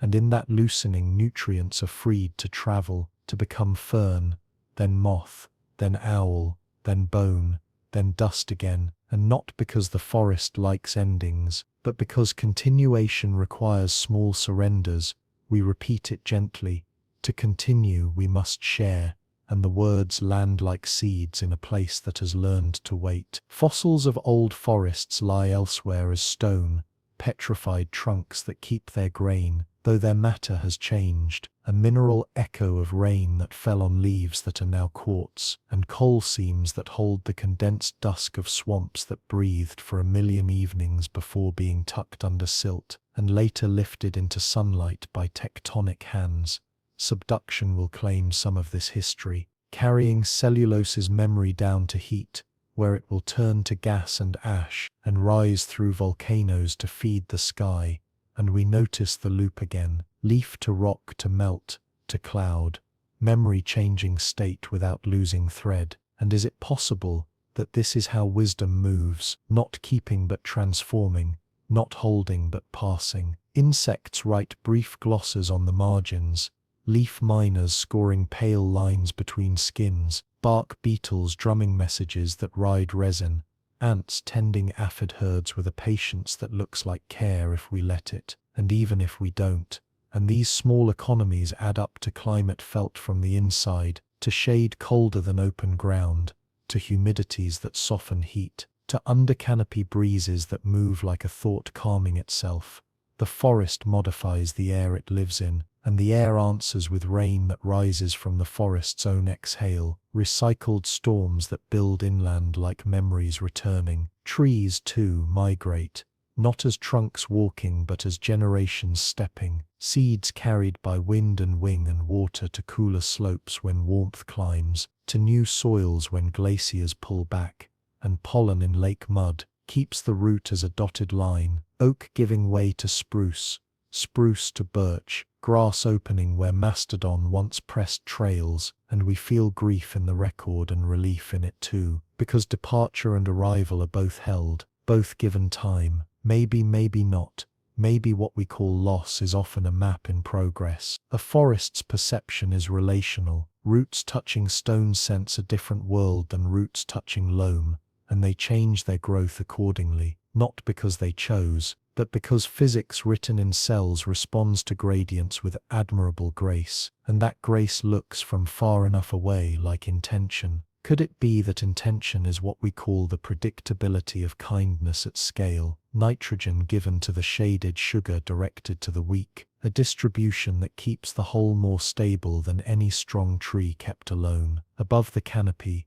air is busy with quiet chemistry, terpenes and isoprenes lifting as perfumes that seed clouds when the light is right, droplets forming around the molecules and drifting into shade that cools the very leaves that exhaled the seeds. A feedback that feels like thought because it is elegant, a sentence that answers itself. Isotopes in rain track these journeys, hydrogen leaning heavy when evaporated from warm seas, light when recycled nearby, and in a ring we can tell how much of a summer's water the forest gave to itself. Technofossils will one day record our presence here, small traces of combustion tucked into peat, metals in rings where dust from distant cities settled, a layer of plastics ground to polymer pollen in the soil's topmost breath, and the network will take what can be used and ignore what cannot. A triage without malice, and our role becomes a question we carry softly. What if the lightest touch is the deepest help, and if not now when, at dusk, the understory glows with its own kind of star,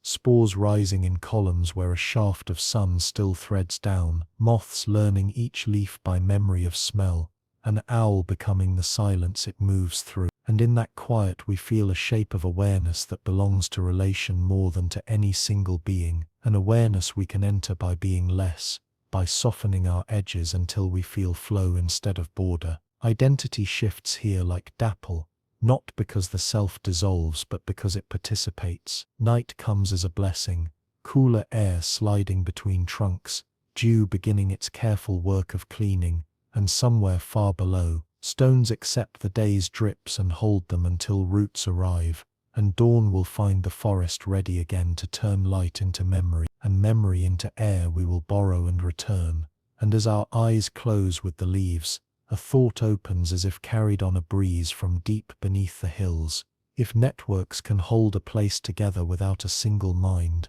what then of the whole world's weave, and what patterns might rise when rock and water and breath think in the same direction for a while? We let that thought carry us wider, as if the whole world were leaning in one direction for a moment, rock and water and breath slipping into the same current, not because a single mind commands it, but because patterns coax, patterns and feedback becomes a soft spine, and in that shared posture, we begin to notice how identity at planet scale might not be a face, but a fabric, the weave of cycles that hold together even as threads fray.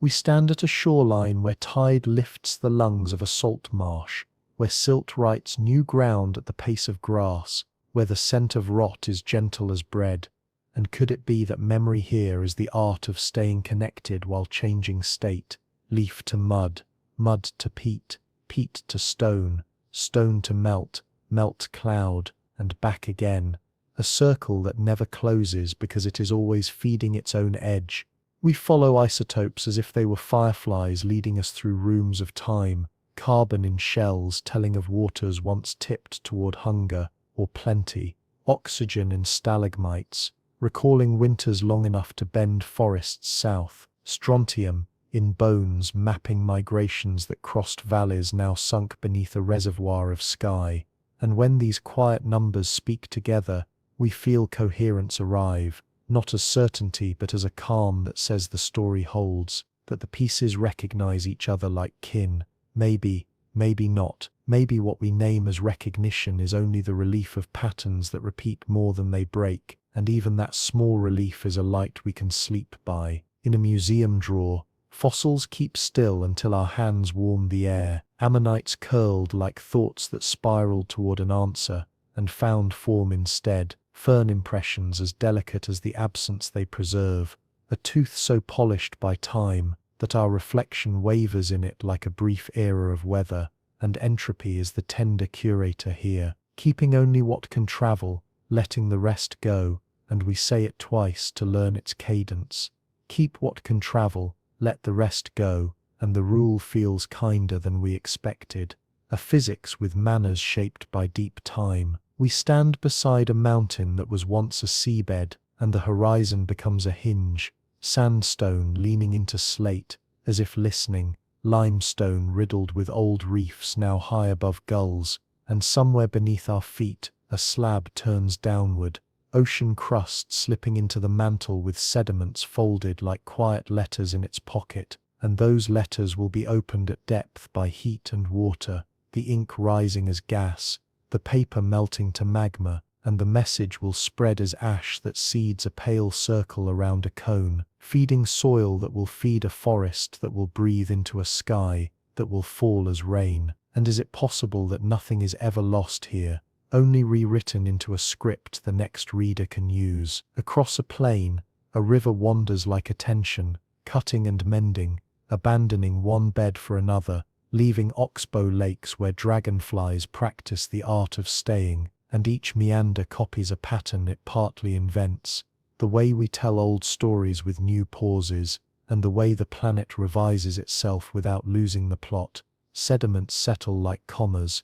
pauses we do not mind, pauses that help everything make sense, and in these soft punctuation marks we glimpse the humility of scale, where dramatic is a word for small clocks, and patient is what remains when clocks are set aside. The air above us carries its own ledger, a mixture tuned by rock that weathers, by oceans that inhale when chilled and exhale when warmed, by forests that hum with a billion tiny openings and closings, and the sky's temperature is less a verdict than a conversation among these partners, long and sometimes awkward and always ongoing, and we ask, what if climate is simply the feeling of this conversation inside the skin of time, and if so, how gentle must we be to hear our part without drowning the others? The question hangs like a lantern in fog, and lights only a few steps, which is enough for now. Out at the shelf edge, the continental slope drops, and darkness gathers quickly into a book. The sun can't open, but the seafloor has its own light, vents exhaling mineral breath that builds chimneys, bacteria weaving energy from chemistry alone, tube worms flowering at 2,000 meters, as if day had found them in secret. And in this pocket of night, life writes a margin note that corrects our old assumption that light is required for beginning, and deep time smiles without lips as it shows us another way. Cycles construct meaning. Could it be that the planet's inventiveness is not aimless but responsive, trying options the way rivers try banks, keeping what holds and letting go what fails with no quarrel and no pride? We walk through a city at dusk and feel a second geology rising, concrete poured into canyons, glass growing like crystals at the ends of avenues, alloys and plastics and ash, laying down a thin bright horizon over older soils, a future line in rock that will tell whoever reads it that we rearranged rivers, and taught clays to harden faster, and learned to bind sand into towers that touched cloud, and even this, even the hurried layer, will be sifted by entropy into what can be carried forward, metals scavenged by slow water, glass nibbled by wind into beads, carbon archived in limestone by creatures far smaller than our questions, and a part of us sighs with relief and another part with grief, and both belong. Under starlight, identity loosens a little. The biosphere and the geosphere and the hydrosphere stop being categories and become coordinates in a braid, and the braid is what holds, not because any strand is strong alone, but because together they distribute their weight and their wear, and we repeat it softly. Together they distribute, and our shoulders relax because the sentence does not ask us to be more than we are. It asks us to be connected. Somewhere in the forest a tree lets go of a branch with the kindness that comes from knowing the rest will flourish better without the burden. A small decision with a long shadow, feeding fungi, feeding soil, feeding roots, and we are reminded that self-erasure can be service, that letting go is also making room, and the planet seems to use this lesson everywhere. Dunes migrating to free a river's mouth, rivers migrating to free a floodplain's breath, mountains shedding rock to feed the valley's floor, and in this choreography we sense a steadying wisdom, change aimed toward continuity, loss shaped into resource, endings rounded into thresholds. We sit with that wisdom until it thins into a question we can carry lightly. What if consciousness at this scale is nothing like ours, and exactly like ours, a matter of relation felt from within, a hum that emerges when enough cycles listen to each other long enough? And if that hum is real, how would we hear it without mistaking our echo for its voice? Night answers with crickets and a breeze,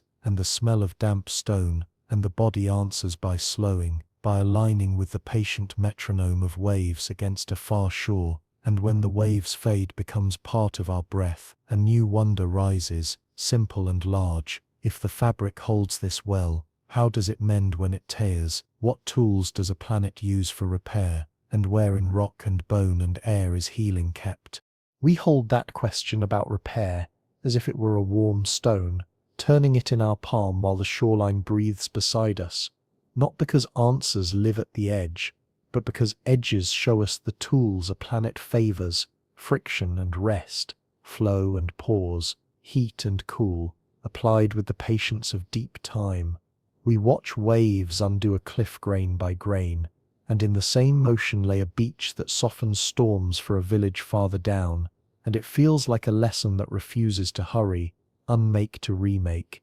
unmake to remake. Each recession a gift to a shadowed cove, each loss a seed of shelter. And could it be that repair here is less a fix than a redistribution, a gentle shifting of strength from where it was too much to where it was not enough. Inland, a river remembers its floodplain, and given room, steps sideways into old curves, soaking soil that wakes invertebrates from their small sleep, releasing nutrients that had settled into quiet, and we sense how entropy wears a healer's hands when boundaries are wide, and time is allowed its natural shape, how decay opens doors that were stuck, a fallen tree, heavy with rain, becomes a bridge for salamanders, and a nursery for seedlings, and the distinction between wound and womb thins, until the forest itself answers with growth that is not a denial but a reply, and in that reply the word enough finds its place. Rock repairs by rearrangement at depth.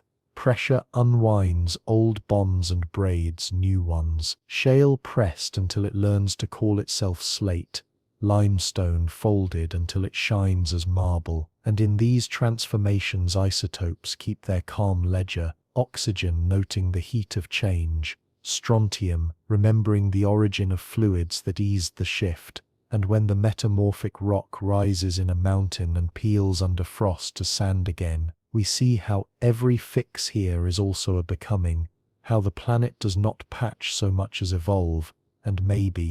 not. Maybe what we call healing is simply continuity experienced from inside. The ocean shows another method. When reefs are broken by storm, fragments anchor in clear water and begin again. Polyps building city from chalk with the modest insistence of repetition, and fish come back by degrees, learning the new angles, mapping the new alleys, and the water brightens with plankton that ride the nutrients released by the break. In cores taken centuries later, a layer of rubble will sit between calm growth bands, a thin memory of violence turned scaffold, and we wonder if the sea's patience is the art of using what happens next, not because it forgives, but because it flows. Subduction practices a larger restoration, swallowing damaged crust, scarred by rifts, weighted with sediment, sealed with salts, and delivering it to heat that unknots, lattice, and freeze water, the released vapor, tenderizing mantle into melt that rises to knit islands and arcs, stitching broken edges with new land, in volcanic ash that returns to the surface. Phosphorus and potassium arrive like long-delayed letters, feeding soils until forests move in, and a new climate hum finds itself around leaf and shade, and we say it twice to feel its rhythm, down to rise,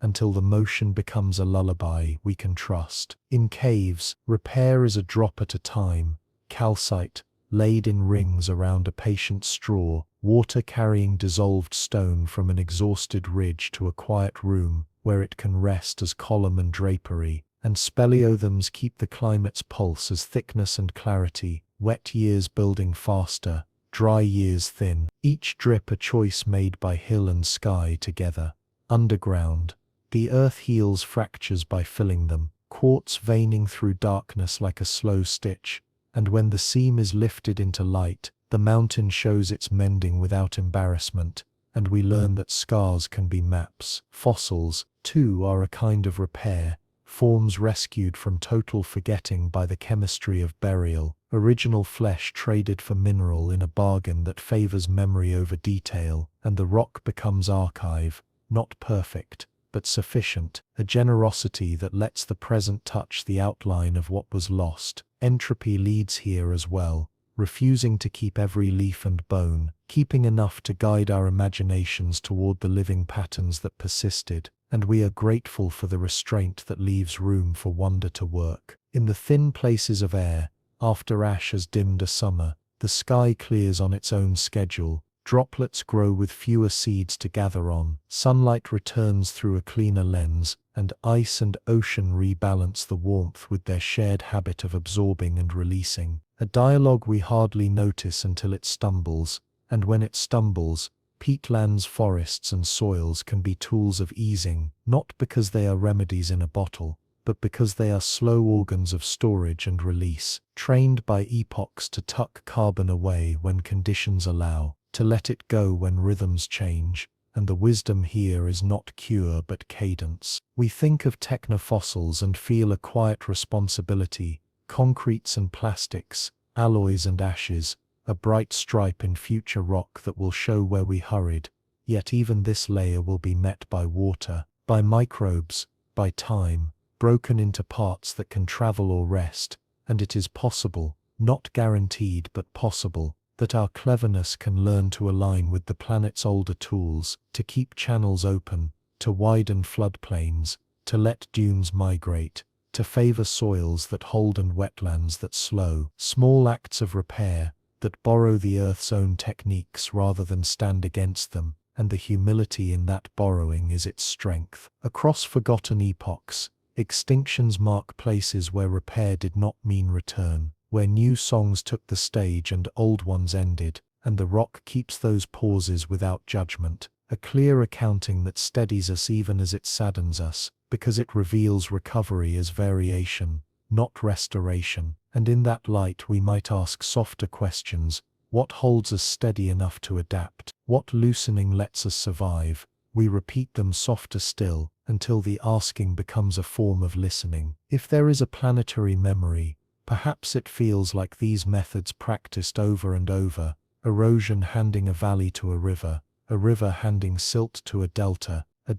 handing land to a bird handing seed to a forest handing carbon to stone. It is a chain of gifts that does not end so much as change address, and identity in such a system would be the persistence of giving, the endurance of handoffs, and we feel our own breath fall into this rhythm, in and out,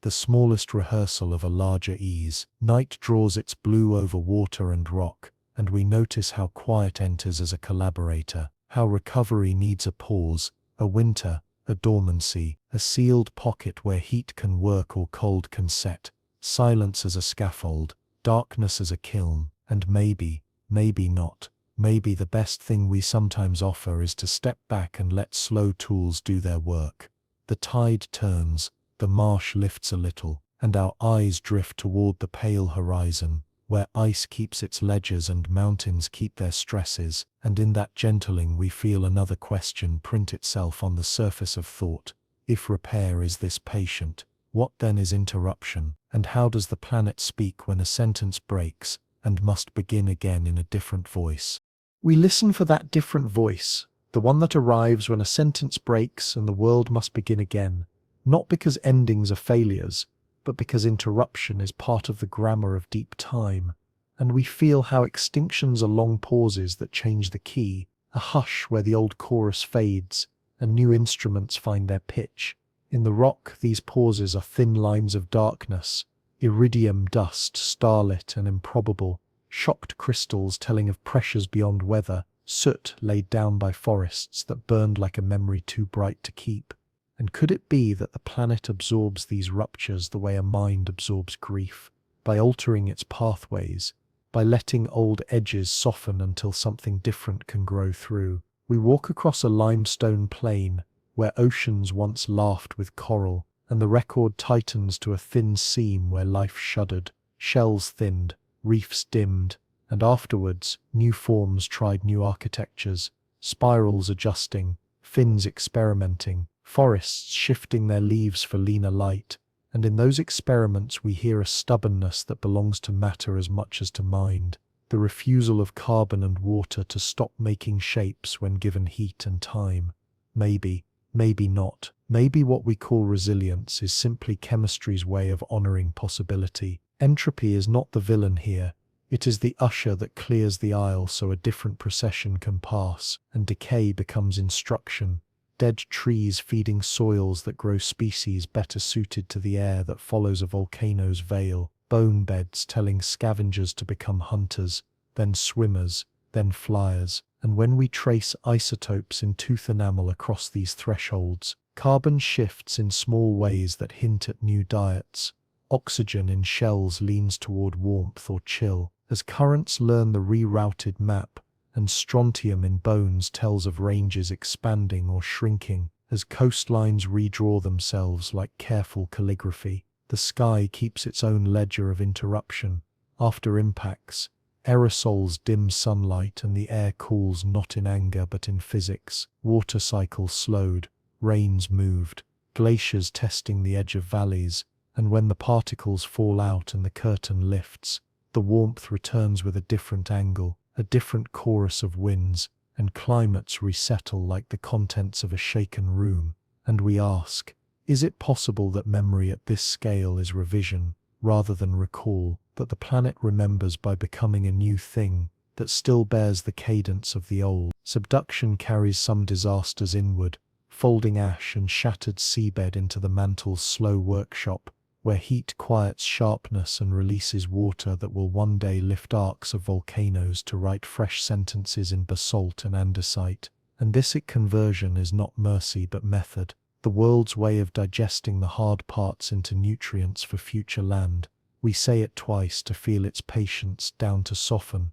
and the words grow round at the edges like pebbles in surf. Fossils step through the thresholds like silhouettes preserved by light. Not everything, not enough to fill the room, but enough to suggest who was there and who did not make it through, and the gaps in their company are part of the story. Negative space as information, silence as data, the shape of loss teaching us which niches closed and which opened, as if absence were a teacher whose lessons have no scolding, only a chalk line across the board that says, try again, but differently. We think of identity not as a mask but as a rhythm, and rhythms survive interruption by returning with variation. Stromatolites recede, and then reappear in quieter corners. When grazers leave, reefs collapse and later reform with architects who breathe in a warmer register. Forests draw back and re-enter on hills newly shadowed by mountains that rose while the world was busy being cold, and each return is an echo altered by the room it passes through, the room being climate and ocean, and the slow drift of continents learning how to sit near sun and wind. The techno-fossil layer we are writing may be another seam of interruption, metals, soot, plastics, a bright syllable in stone, arriving faster than old pauses, yet destined for the same slow arbitration by water, by sunlight, by time. Microbes will learn some polymers and ignore others. Beaches will grind colors into sand. Winds will sort dust by size until it fertilizes seas that thank no one. And future readers will press their fingers to this line and feel both our urgency and our capacity, our haste and our tenderness. And maybe the tenderness will be the part that travels. In caves and lake beds, the isotopes will keep their soft metronome, counting the years when drought tested roots and wetness tested patience, archiving each recalibration as thin changes in ratio. And these quiet numbers will tell a story with no villains, only energies finding release and forms learning to hold or to bend. And if there is a moral, it will be something mild. Something like stability is a relationship, not a possession. We sit with that and notice how interruption builds its bridges from small consistencies, beetles returning to char, fungi returning to fallen limbs, rivers returning to floodplains when levees tire, winds returning each afternoon to carve the same dune's shoulder, until the new normal is not a banner but a habit, and habit is how a system teaches itself what to keep. Somewhere above, the magnetosphere goes on catching solar weather without comment, auroras writing their calm marginalia across the night, like a teacher's soft note to a diligent student, and the continuity of that shield cradles the discontinuities below,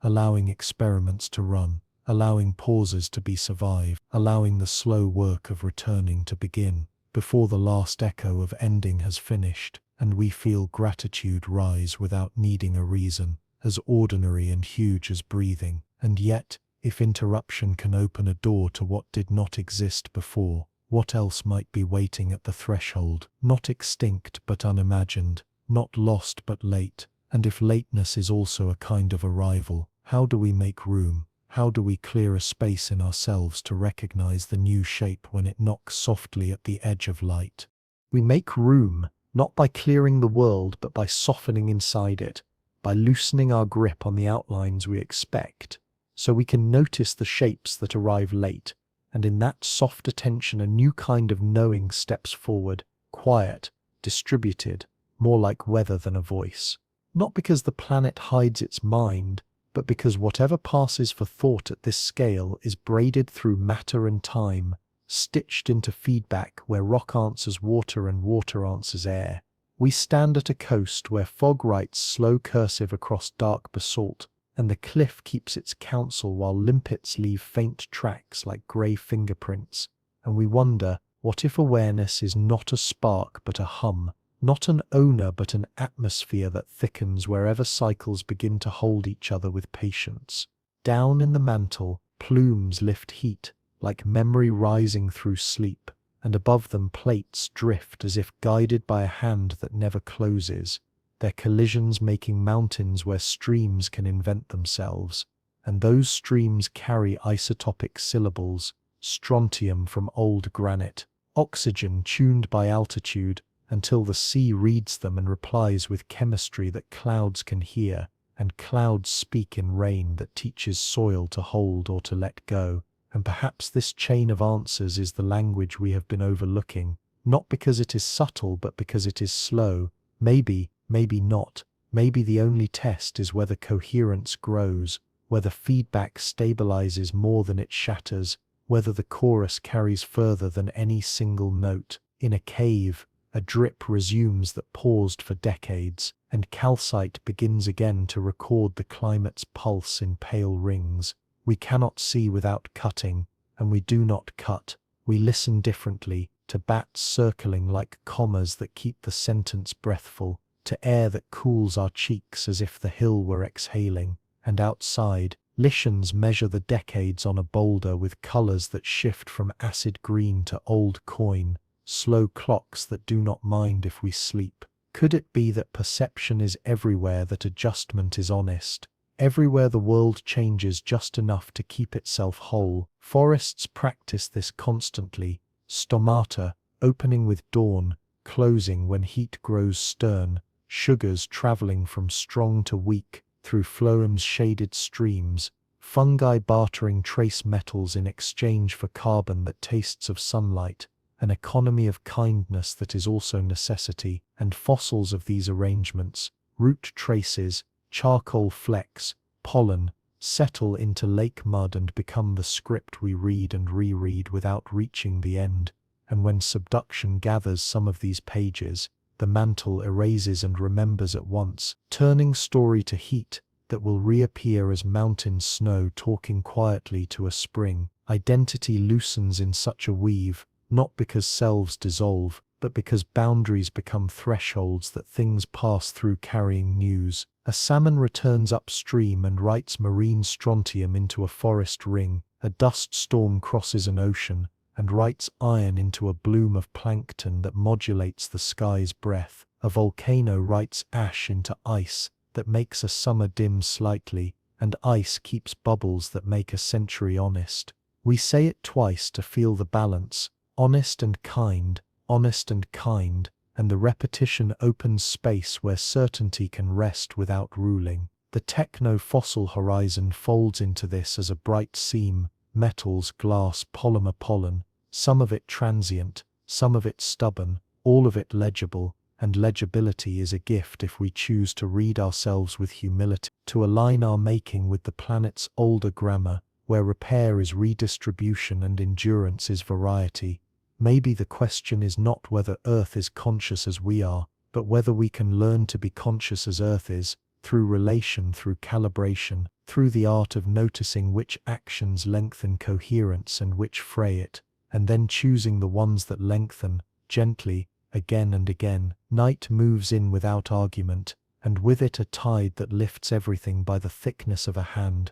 A global shrug that resets shores and minds, and in that even motion we feel the comfort of cycles drawing us into their wider breath. We lie back on warm stone that is cooling, on ancient basalt that once was fire, and the cooling feels like a thought finishing its descent, like a sentence arriving at a soft period, and just before sleep closes the page, another wondering ripples through. If relation can feel like awareness from the inside, what then is the self at planet scale? A boundary like the magnetosphere, a rhythm like the thermohaline, a braid like forest and cloud, or something else entirely? that we only approach when we are this quiet, and if we are this quiet, what other voices, older than ours, might be waiting to speak?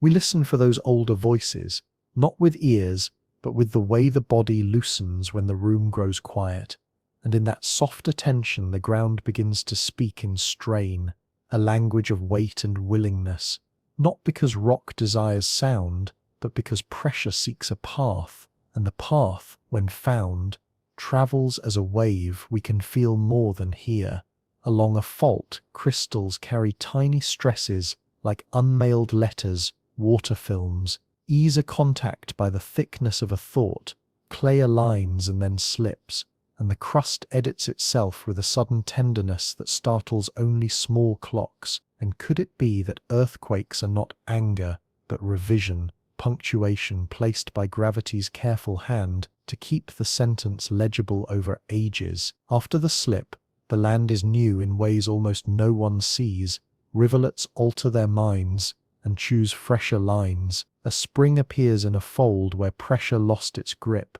A hillside sighs into a low arc of talus that seeds the next meadow, and entropy takes its place at the table as the calmest worker in the room, rounding edges, redistributing sharp to soft, handing mineral to root, root to soil, soil to breath, and we say it twice to feel the mercy inside the mechanics, sharp to soft,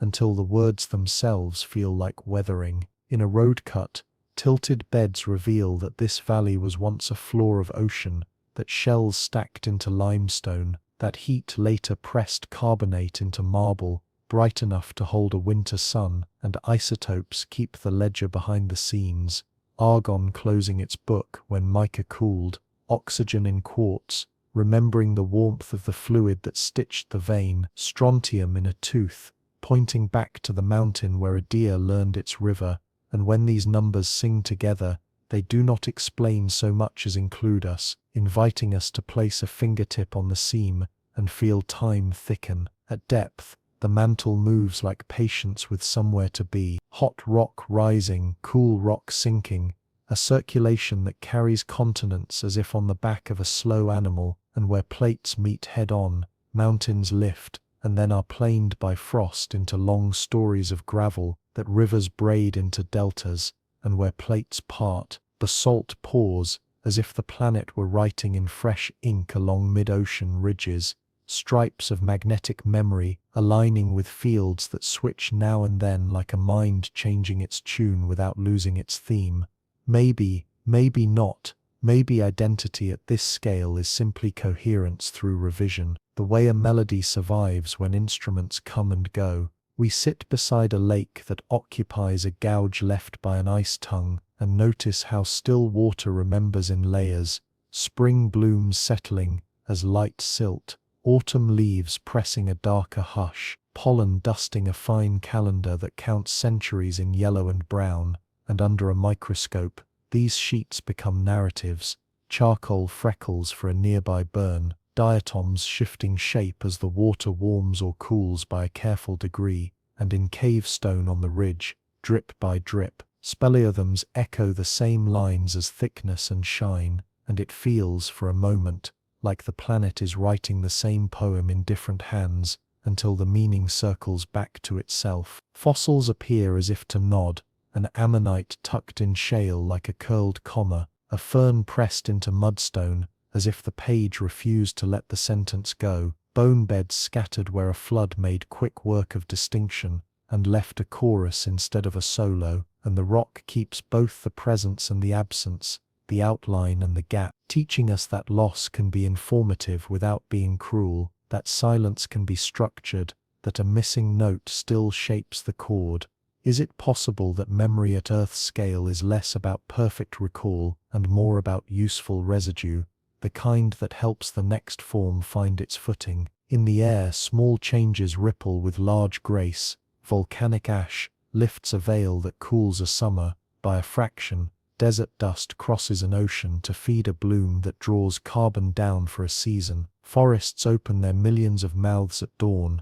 and close them at noon when the heat leans hard, and those tiny choices climb into ice as bubbles that keep the mood of the sky in their glassy curves, and in rings as carbon that keeps the scarcity or the feast of a given year. And we read these with care, not to command the past, but to let it tune our attention toward calibration rather than control, toward participation rather than plot. A city seen from far above becomes geology in rehearsal, streets braided like ephemeral streams, towers precipitated from sand and heat, alloys and glass arranging themselves into future layers that will lie thin and readable, a techno-fossil seam that says we were here, and we learned slowly, sometimes fast, how to be heaviest, and then how to be lighter, how to align our edges with floodplain and fault, dune and shore, not because the planet demands it, but because consonance is easier to sleep inside than discord. We say it gently, easier to sleep, and the phrase lands like a blanket folded over tired knees. We wonder quietly whether perception itself might be a byproduct of maintenance, a feeling that arises wherever the task of keeping coherence meets the gift of feedback, wherever rivers cut just enough and not too much, wherever forests open a gap and then close it with understory, learning the angle of light, wherever faults hold and then let go before the build turns brittle. And if that wonder is even partly true, then listening becomes an ethic, a way to place our weight where the weave can take it, to pause where the weave is thin. Could it be that care, at this scale, is nothing more or less than timely moderation? Night lowers and the crust cools by a breath, heat sinking into the day's cracks like ink finding paper, and far below, melts assemble in chambers that will one day speak in fire, crystals counting cooling seconds as if seconds were centuries,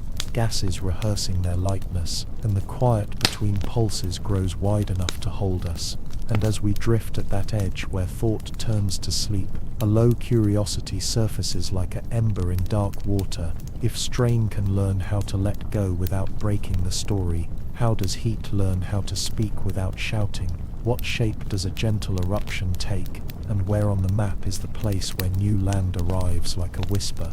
We look for that whisper on the map and find it where a rift draws a thin line through basalt and meadow, where a ridge exhales along the ocean's spine, where magma rises without haste, and meets air like a letter slipped under a door, not because fire has softened, but because pressure has found a kinder path. Pahor spills in glossy ropes that cool into ripples of black silk, a language of temperature folded at the edges into levees that guide the warm heart forward. And in those folds we hear restraint, heat practicing patience, heat learning to speak in sentences instead of shouts. The night around the flow is tender with small sounds, gas whispering from vesicles, glass cracking as it tightens, crickets pausing and then resuming as if the world had simply cleared its throat, and the air tastes faintly of metal, of old seawater bound into stone long ago, and now set free as vapor. And could it be that eruptions like these are the planet's quiet revisions, the ones that change a valley by inches, a coast by a curve, and leave room for sleep? We say it twice to feel the ease, change by inches, and the phrase lowers our shoulders, the way warm light lowers wing beats. Under the thin crust, olivine crystals drift like thoughts slowing down, and bubbles of water and carbon dioxide choose their routes with the logic of buoyancy, each ascent a small decision that becomes a line, when many small decisions agree, and geochemistry keeps a diary in the cooling rock, argon closing its clocks as minerals pass a threshold, helium slipping from crystals to mark time's quiet leak, isotopes of oxygen whispering the temperature of the melt as it froze, and these trails feel less like proof and more like inclusion, like being let in on how a stone learned its story. At the ocean's edge, a fresh tongue of lava meets waves with a hiss that sounds like pages turning, quenching into black glass that shatters to sand so fast. It feels like a kindness to beaches that will soon be born, and where seawater seeps back into still hot rock,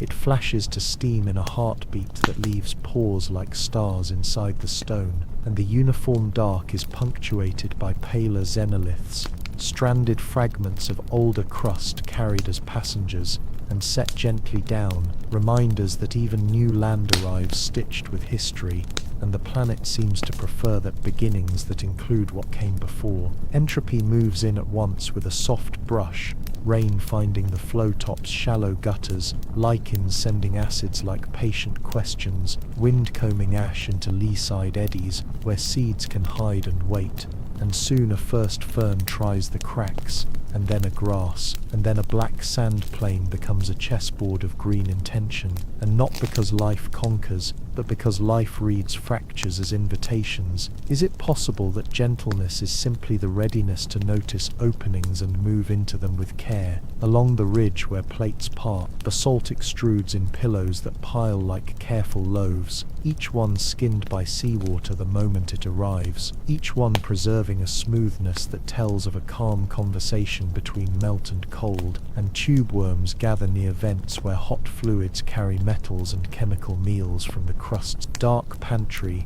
and in their red-plumed quiet we see a version of abundance that does not require sunlight, only the right gradient and the patience to sit in it. And this suggests something about thought at the scale of Earth, that innovation is the byproduct of gradients kept open, not pushed flat. On land, a shield volcano grows a little each season, its slopes broad and unassuming, its eruptions more balm than alarm, and layers of tephra settle like thin blankets that future rains will fold into soil, and one day a core will be pulled from a lake at the volcano's foot, and its valves will count summers brightened by ash and winters dimmed by fine dust, and the isotopes in that mud will say warm here, cooler here, wet here, and the story will be clear, not because nature chooses clarity, but because patience transforms noise into signal. Maybe, maybe not, maybe clarity is what time does when left alone. Far below, subduction shuttles old sediments and oceanic basalt into the warm workshop that feeds these quiet fountains, water released like a secret that lowers the melting point of rocks above, a gentle chemistry lesson that shows how softening is sometimes the precondition of rising, and we say it softly, soften to rise, and the phrase feels like permission given to stone and to us. Fossils attend from nearby cliffs, sea lilies fixed in limestone that sat on a floor now lifted into wind, ammonites spiraled tight, as if holding their breath through epochs, petrified trunks that still keep their rings, though their cells have turned to quartz, and each watches in their way, as a new basalt page slips over the old, covering and preserving, warming and sealing, making space for later readers to find both chapters in one touch. And if memory has a favorite method, perhaps it is layering, where remembering and forgetting join as a single act of making room. The sky above is busy with quiet math, plumes altering lapse rates by a whisper, particles seeding clouds that shade the flow and slow its skin, a feedback that keeps boundaries wise, boundaries that allow the center to keep moving without haste. And this feels like etiquette at scale, heat grateful for cool, cool allowing heat to pass, each moderating the other, so the conversation continues without shouting, and we wonder whether wisdom is only the habit of moderation held long enough to look like character. At dawn, the new rock steams like tea, and a spider tries a line from one cooling rope to another, the silk catching light as if it were drawing an accent over a new word, and we feel how quickly life can read a fresh script, how the planet writes in a legible hand when it takes its time, and legibility itself is a blessing we rarely name. Could it be that our role is to wait for these legible moments and walk in step with them, not ahead, not behind? The flow slows, then stops, then darkens into the kind of black that invites reflection, and in that reflection we see sky, and our own small face, and behind it, a hint of the core's fire that has travelled an unthinkable road to reach this quiet surface, and in that layered image we sense a completeness that does not close, a circle that does not end, and just as we begin to think the chapter could rest here, a wind from the north arrives carrying the faintest taste of iron and cold, a rumour of light that dances without heat, and our attention lifts, gentle and unhurried, toward the high latitudes where the sky practices its softest language, and we wonder, If fire can speak in whispers, how does silence itself write the air in veils of green? We lift our eyes toward that rumour of light that dances without heat, and the air thins to a delicate music we can't quite hear, not because the sky is silent, but because its voice is written in charged letters. We read as colour, veils of green and violet unspooling, where the planet's quiet guard guides solar wind into soft arcs. Lines of force bend like reeds in a current, and particles fall along them like rain that only the poles can taste. And could it be that this is how silence speaks, through pattern that steadies the heart without raising the pulse, through a glow that carries weather from a star across the skin of night? We imagine the journey protons and electrons leaving the sun as if exhaling after long combustion, crossing cold black space with news of flares and distant storms, arriving here to find a field that welcomes and redirects, not because it knows our names, but because rotation and heat in the core write a habit into space, a habit strong enough to cradle an atmosphere, to let breath collect and stay. We say it twice to feel the safety. Cradle and stay, cradle and stay. Under those words we notice how auroras are a kind of memory in motion, each curtain a record of currents changing, of magnetic knots loosening, of disturbances softened into beauty by distance and time. The chemistry above us is exact even when it feels like a dream. Oxygen struck by electrons sings green. Nitrogen touched in a different way sings red at the edges, and altitude changes the pitch, the way depth changes blue in the ocean, layers answering as their thinness allows, and in ice far below, nitrates will keep a faint ledger of these nights, a signature of storms from the sun pressed into snow, and later sealed into story. Is it possible that the planet writes two diaries at once, one bright on the ceiling we can see, one pale in the pages we must lift from cold? On some nights the oval of light breathes wider, and on others it narrows to a ring that feels like a soft bracelet around the pole, and beneath it snow squeaks underfoot, at temperatures that make air sparkle, crystals catching the green and throwing it back as if land had learned to glow too. Entropy here is tender, slowing molecules until sound travels like a hush through spruce, slowing decay until a caribou's track holds its edges for weeks, and the world appears edited for clarity, excess set aside by cold,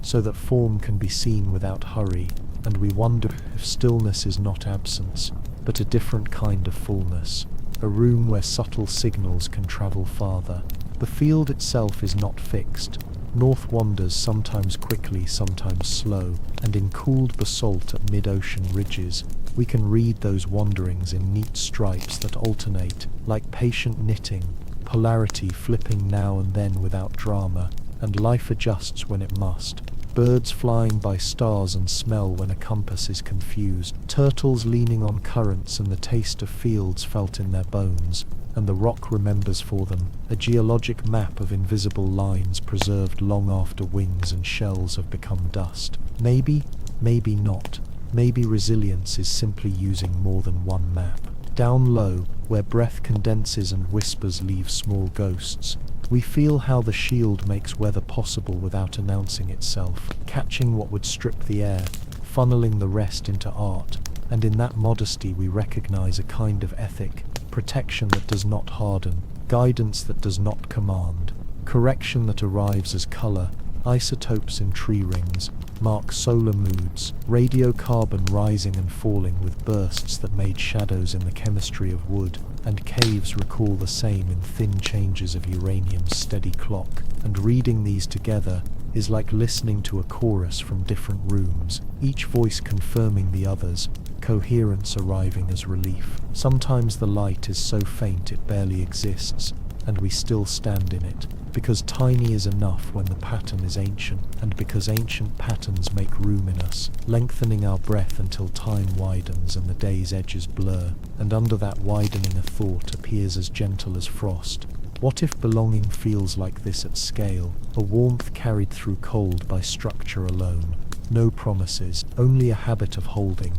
and if belonging can be built with habit, What habits might we choose in return? Which small regular kindnesses lengthen coherence by a fraction, by a degree? The poles keep other memories too. Ice stacked in pages where storms wrote ash and skies wrote bubbles, where dust tells of deserts awake and quiet, tells of years with fewer fires, and the aurora's faint chemistry threads through those pages here and there. A marginal note that says the sun leaned closer for a moment, then rested. Subduction will never reach these archives, but melting will, in its own tempo, carrying old breath into sea, and asking currents to file the update across the world. And currents will do what they have always done: carry and moderate, slow and share, because that is their nature. Technofossils glow here in a different way. Satellites tracing careful paths through the belts where the field holds particles like bees in looping orbits. Instruments listening to the hiss and crackle of space weather, so we can lower antennae in softened circuits. When a storm is inbound, a small choreography of respect between fragile devices, and a storm older than any language we speak. And even this choreography may one day lie as faint metal in polar soils, a thin testament to our learning curve. We stand very still, and the light folds like fabric being put away, and in the absence that follows we hear the room again. Snow creaking, a river under ice, making small vowel sounds, distant ice, shifting its weight with a soft drum we feel in our feet, and within that hearing, something loosens the way bark gives a little in spring, the way a dune takes a thumbprint of wind, and we ask, not for an answer, but for a gentler posture. What if silence is not a lack but a listener? What if the planet's most careful attention gathers where motion slows, where fields hold, where the air makes time for itself? And if so, how quietly could we move and still be present? Dawn leans over the rim of the world, and the curtain is gone, as if it never was, but the field remains, humming without sound, a habit deeper than weather and older than flesh, and our gaze drops from sky to water to stone, with a gratitude that does not need an object, and in that descent another mystery opens, low and steady. If the world can hold light like this, and let it go without loss, what else does it hold and release? Where are the slow stores kept? In leaf, in shell, in soil, in rock, and what would it mean to read those stores as a kind of memory we can share without spending? We follow that last question into the places where the world keeps its savings, not in vaults but in humble forms, leaf and shell, soil and stone, each a patient store of sunlight and breath, not because the planet hoards, but because time prefers to travel by being held and passed. Held and passed, the way a story moves best in a circle of listeners, in peatlands, moss stacks thin pages of summer into a slow book of carbon, acid and cold, closing the cover so gently that leaves forget to finish turning into air. And could it be that a bog is a memory that chose to rest a little longer, a soft refusal that steadies weather far from its edge? The ocean writes its reserves in chalk and coral, rain of tiny carbonate bodies falling through blue until it hardens into limestone, a seafloor ledger that records how every warm pulse and cool pause shaped the pace of shells, and subduction will one day carry some chapters down to be rewritten as gas and melt and ash that returns as soil, and the loop will continue without ceremony. Maybe, maybe not. Maybe ceremony is simply our name for the feeling of witnessing a cycle from the inside, the moment when stored time becomes available time again. In forests, wood is sunlight slowed into fiber, rings counting years when rain was generous or shy, and when trunks fall the account transfers. Fungi caching sugars into soil, beetles turning lignin into sound, roots inheriting minerals that once were leaf, and entropy manages the exchange with a calm hand, keeping the pace gentle enough that the next growth finds what it needs. Isotopes in cellulose keep footnotes in the margins, carbon lending clues to air's mood, oxygen to the temperature of work, and a future reader with a careful blade can hear how the tree negotiated each season's terms. The ground itself is a bank of sorts in weathered rock, clays cradle water between their sheets, releasing it slow to springs that never learn to rush, and caves store drips as pillars that record wet and dry in crystal thickness, a savings account of shine we cannot spend without breaking, and so we learn to read without taking,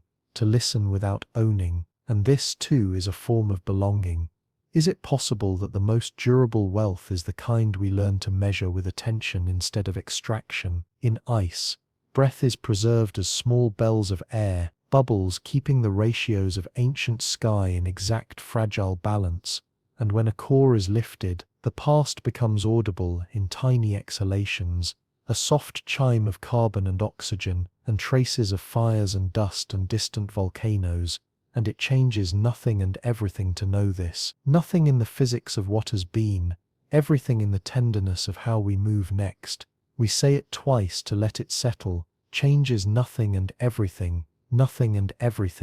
and our pulse slows into the wide rhythm of the page. Far below, sediments consolidate into stone, compaction turning mud to shale, sand to sandstone, the weight of time pressing water outward, and in the pores that remain a little oil waits, a little gas waits, ancient plankton kept in darkness until the right fracture, the right heat, invites them to flow, and the invitation can be answered carefully or quickly, and careful answers tend to echo longer, reverberating as cleaner rivers, as soils that do not tire, as skylines that breathe easier in summer. Perhaps restraint is not restraint at all, but a technology learned from geology, an engineering of patience. Fossils are stores of form, not currency but narrative wealth, bones that keep the proportions of vanished bodies, amber that holds a mosquito's wing like a stopped whisper, leaf prints that teach the hand how delicate a forest's memory can be, and even the gaps between fossils teach by what they omit, the missing years advising humility, the broken sequences reminding us that archives survive by chance as well as by law, strontium in enamel maps, an animal's childhood travels across stone types, oxygen maps the seasons taken into bone, and these traces say not just who, but where and when, a triangulation that feels like affection more than data when read slowly enough. In deltas, rivers save silt as if thinking ahead, building land grain by grain in front of the sea, marsh by marsh keeping storms at a distance, and giving birds a ledger of resting places along long migrations, and when levees squeeze these gifts into narrow channels, the store runs thin, the coast retreats, and the map loses its soft edge, and it is not scolding to notice this, only a reminder that storage requires room, and room requires trust, and trust is a practice learned in small steps that add up to wide gestures. Even deserts hold reserves in their way. Dust lifted by wind becomes iron for distant oceans, a mineral tithe sent across the world to feed blooms that breathe in carbon, and the bloom becomes snow in slow motion, another store laid down where light cannot reach, and this generosity across distance suggests a subtle comfort, that cooperation at planetary scale is not a metaphor but a mechanism, an exchange that needs no signature to be binding. Maybe our role is to keep the corridors open, to let gifts arrive. The magnetosphere keeps a store of charged particles in looping belts, not for us but around us, a dynamic attic that swells and ebbs with the sun's moods, and even this is a kind of savings, a buffer against excess, a practice of not allowing too much to arrive at once, and from here the lesson is simple enough to carry. Buffers are merciful, margins are wise, and margins are made by space left unfilled on purpose. We repeat it softly, space left unfilled, and a kind of peace finds the chest. At day's end we sit where a peat bog meets a pine edge, where dragonflies skim the slow mirror of water, and the air smells of tea and iron, and the sense of being held by stores we did not make and cannot repay, arrives without drama, more like a blanket than a banner, and we ask, not to be answered, but to be changed by the asking. What if the earth's memory is mostly generosity, a habit of keeping enough aside for later, of passing forward without counting, and if we learned that habit well enough to feel it in our hands, what would our cities save, our fields save, our coasts save, so that tomorrow arrives with room to breathe. Night moves through reeds with a small hush, and in that hush another thread appears, fine as spider silk and strong as basalt when braided. If the planet can save in matter and in form, can it also save in pattern? Can identity itself be stored across eras as a shape of feedback that returns even when faces change? And if identity can be saved, then perhaps it can be recognized, and if recognized, then met with the care we reserve for beings we love. We follow that thread of pattern as identity, wondering if a world can remember itself not in words but in shapes that recur, braids of river and root, pulses of ice and leaf, rhythms that return with variation the way a melody survives new instruments, not because the past insists, but because coherence is a habit hard to lose. On a headland where wind has practiced for centuries, the grass leans in a familiar tilt, and below the shore refines its curve by grains, and it feels like recognition, like finding an old friend in a changed face. And could it be that this is how a planet stores self, in feedbacks that knit and reknit until the fabric holds? We test the thought against rock, in cliffs that stack sandstone over shale over limestone. The story repeats, sand for swift water, mud for quiet, carbonate for long blue afternoons, and fossils appear where they are expected, and also where they surprise us. A fern in a ripple-marked bed, a fish where a river met the sea, and isotopes provide the soft coordinates, strontium pointing to uplands of granite, oxygen sketching warmth in loops that match lake cores miles away, and we feel the click of agreement, the small ease of patterns aligning across distances too wide for sight. And maybe not. Maybe identity is the relief that comes when the world rhymes with itself. In forests, the pattern is the weave roots bartering through fungi, sugars moving from shade to sun and back, a choreography that keeps the whole from leaning too far in one direction. And even when a storm redraws a stand, the understory remembers the angle of light and steps forward with species tuned for the opening. Rings in trunks tell of past gaps, wide bands for bright years,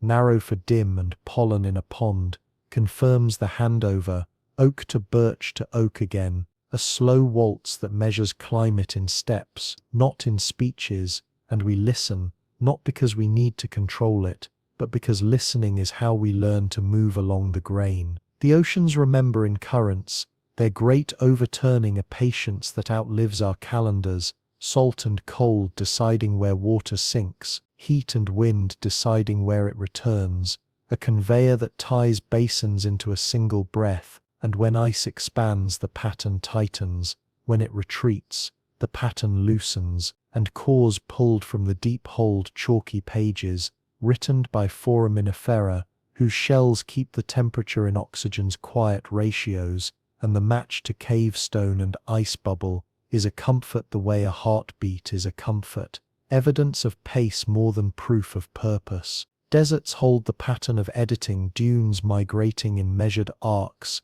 slip faces erasing and rewriting the same slope in a grammar, no less strict for being soft, dust rising to feed far seas with iron, then falling as carbon snow in places the sun will not find, and we repeat the lesson to feel its depth, give to receive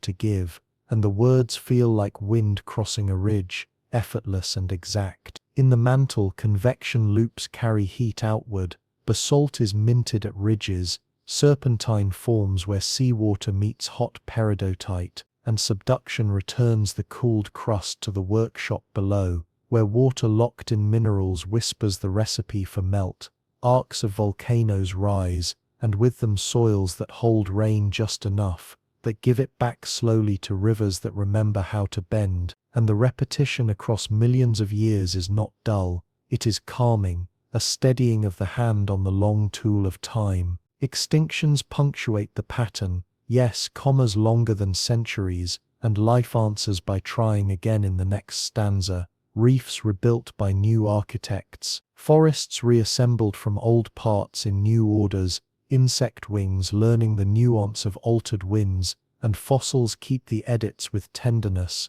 an outline here, a bone bed there, a silence that means the page turned fast. Entropy collaborates by loosening what is too tight to change, and decay becomes a quiet teacher of flexibility. And could it be that adaptability is the planet's core identity, the way the whole prefers to remain whole? We consider technofossils without flinching: concrete, metal, glass, polymer dust, the bright seam of our moment, and even this layer is already entering the pattern or moving toward it. Glass weathering to beads, metals set free to rivers, carbon reading as a thinner ice band far away, and our records, magnetograms, isotope logs, cores in archives, become part of the memory too, a humble self-portrait folded into stone. Perhaps this is how we can be kind to the pattern, by making our entries legible, by leaving room for the next line to breathe.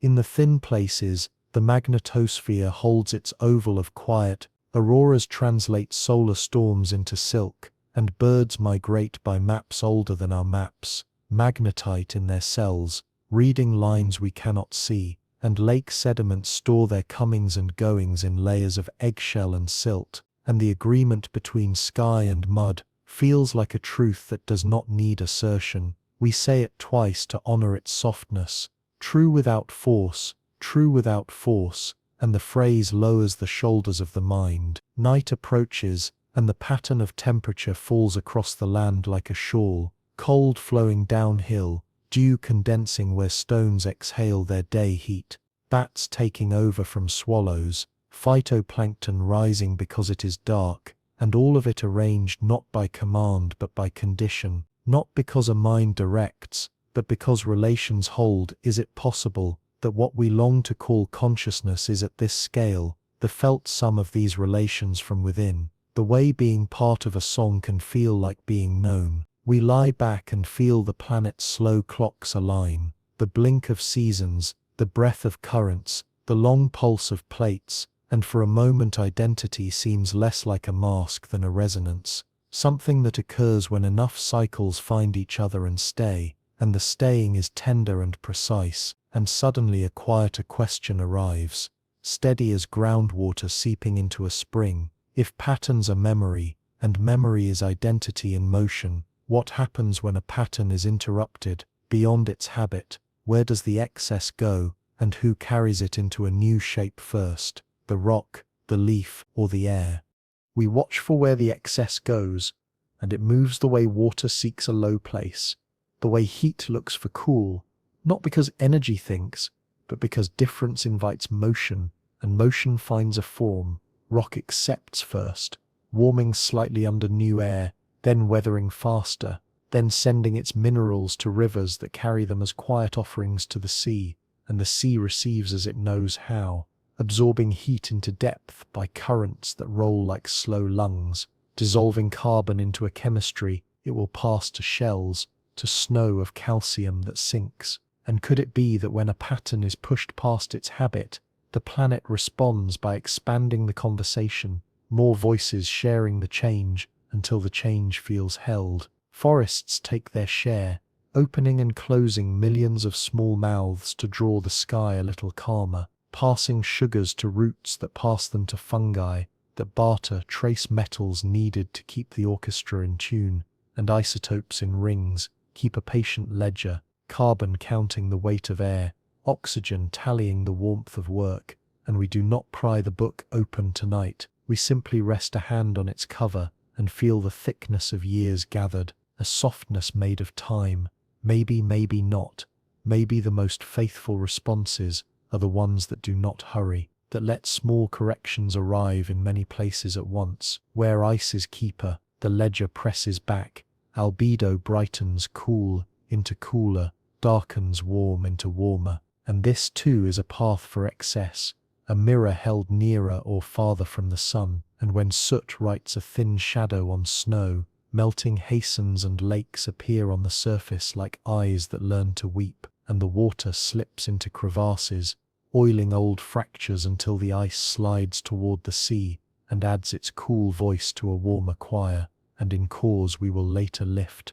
bubbles will tell of the moment, not with panic but with proportion, a careful ratio of past to present, and proportion is a comfort, even when the news is heavy. In deserts, the wind lifts flower, ground by glaciers and dries, and carries it east, a dust the color of distance that feeds ocean blooms with iron, and lets them breathe in more carbon than they would without the help, and some of that breath sinks in bodies that become the sea's long savings account, a generous detour of excess into depth, and at the shelf edge, sediments wait like letters, unsent until subduction takes them inward, to heat where their solids soften and their waters rise, easing melts that will later climb, as arcs that write green on new land, and the loop shows its nature again, overspill becoming origin, displacement becoming seed, rivers widen when given the room and learn to distribute, excess water spread across a plain that expects it, silt settling as a calm punctuation that nourishes roots and quiets the next flood,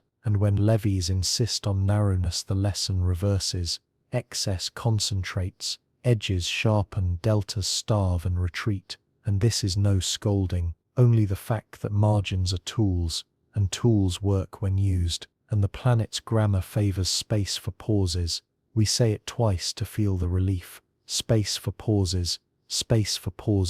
and our breath follows. In caves, stone absorbs drip by drip, stalagmites thickening a little faster in wet years, a little thinner in dry, calcium reallocating from exhausted hills to quiet rooms, a transfer that teaches thrift, that stores the shape of weather as shine, and the shine is what it is, because something moved, because dissolution above made deposition below, and we understand that repair at Earth's scale often travels downward before it rises again. Fossils carry excess in meaning more than in mass. Bones gathered in beds where flood took many, and left them together, a sudden abundance of presence that becomes a chapter we did not want but can use, a calibration for how rare survival is, how generous chance can be, and in the enamel of those teeth strontium writes roots, oxygen writes seasons, and we read not tragedy alone but migration, timing, the intelligence of bodies answering landscapes,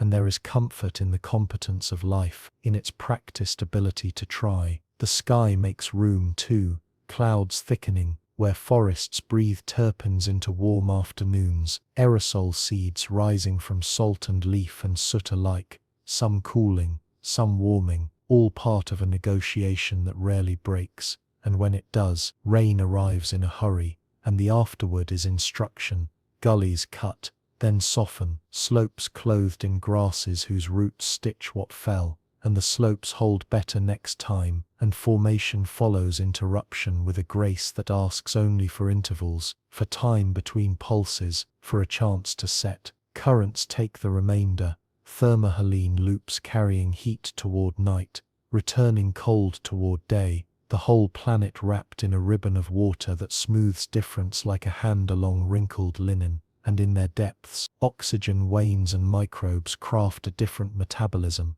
one that stores more carbon in dark layers where it will settle into rock, into lasting hush. Subduction gathers some of that hush, and sends it where silence turns to pressure, turns to melt, and the cycle translates without losing the thread. Technofossils write the margin notes of our century, plastics as polymer pollen, metals as bright grains, radionuclides as timestamp glints, and even these enter flows, sun unhooks chains, waves grind edges, microbes learn new meals, one reaction at a time, and our archives hold our own isotope trails of intention, curves and maps that say we tried to see, and sometimes late, tried to bend, and not because we are in charge, but because belonging is the work of meeting patterns with care. The magnetosphere receives its share of excess from the sun, and stores it in belts that swell and slacken, a buffer plane in the sky, that we do not notice until auroras translate it into comfort, into silk, and satellites learn their orbits around those belts with caution that looks like respect, and respect extends lifespan,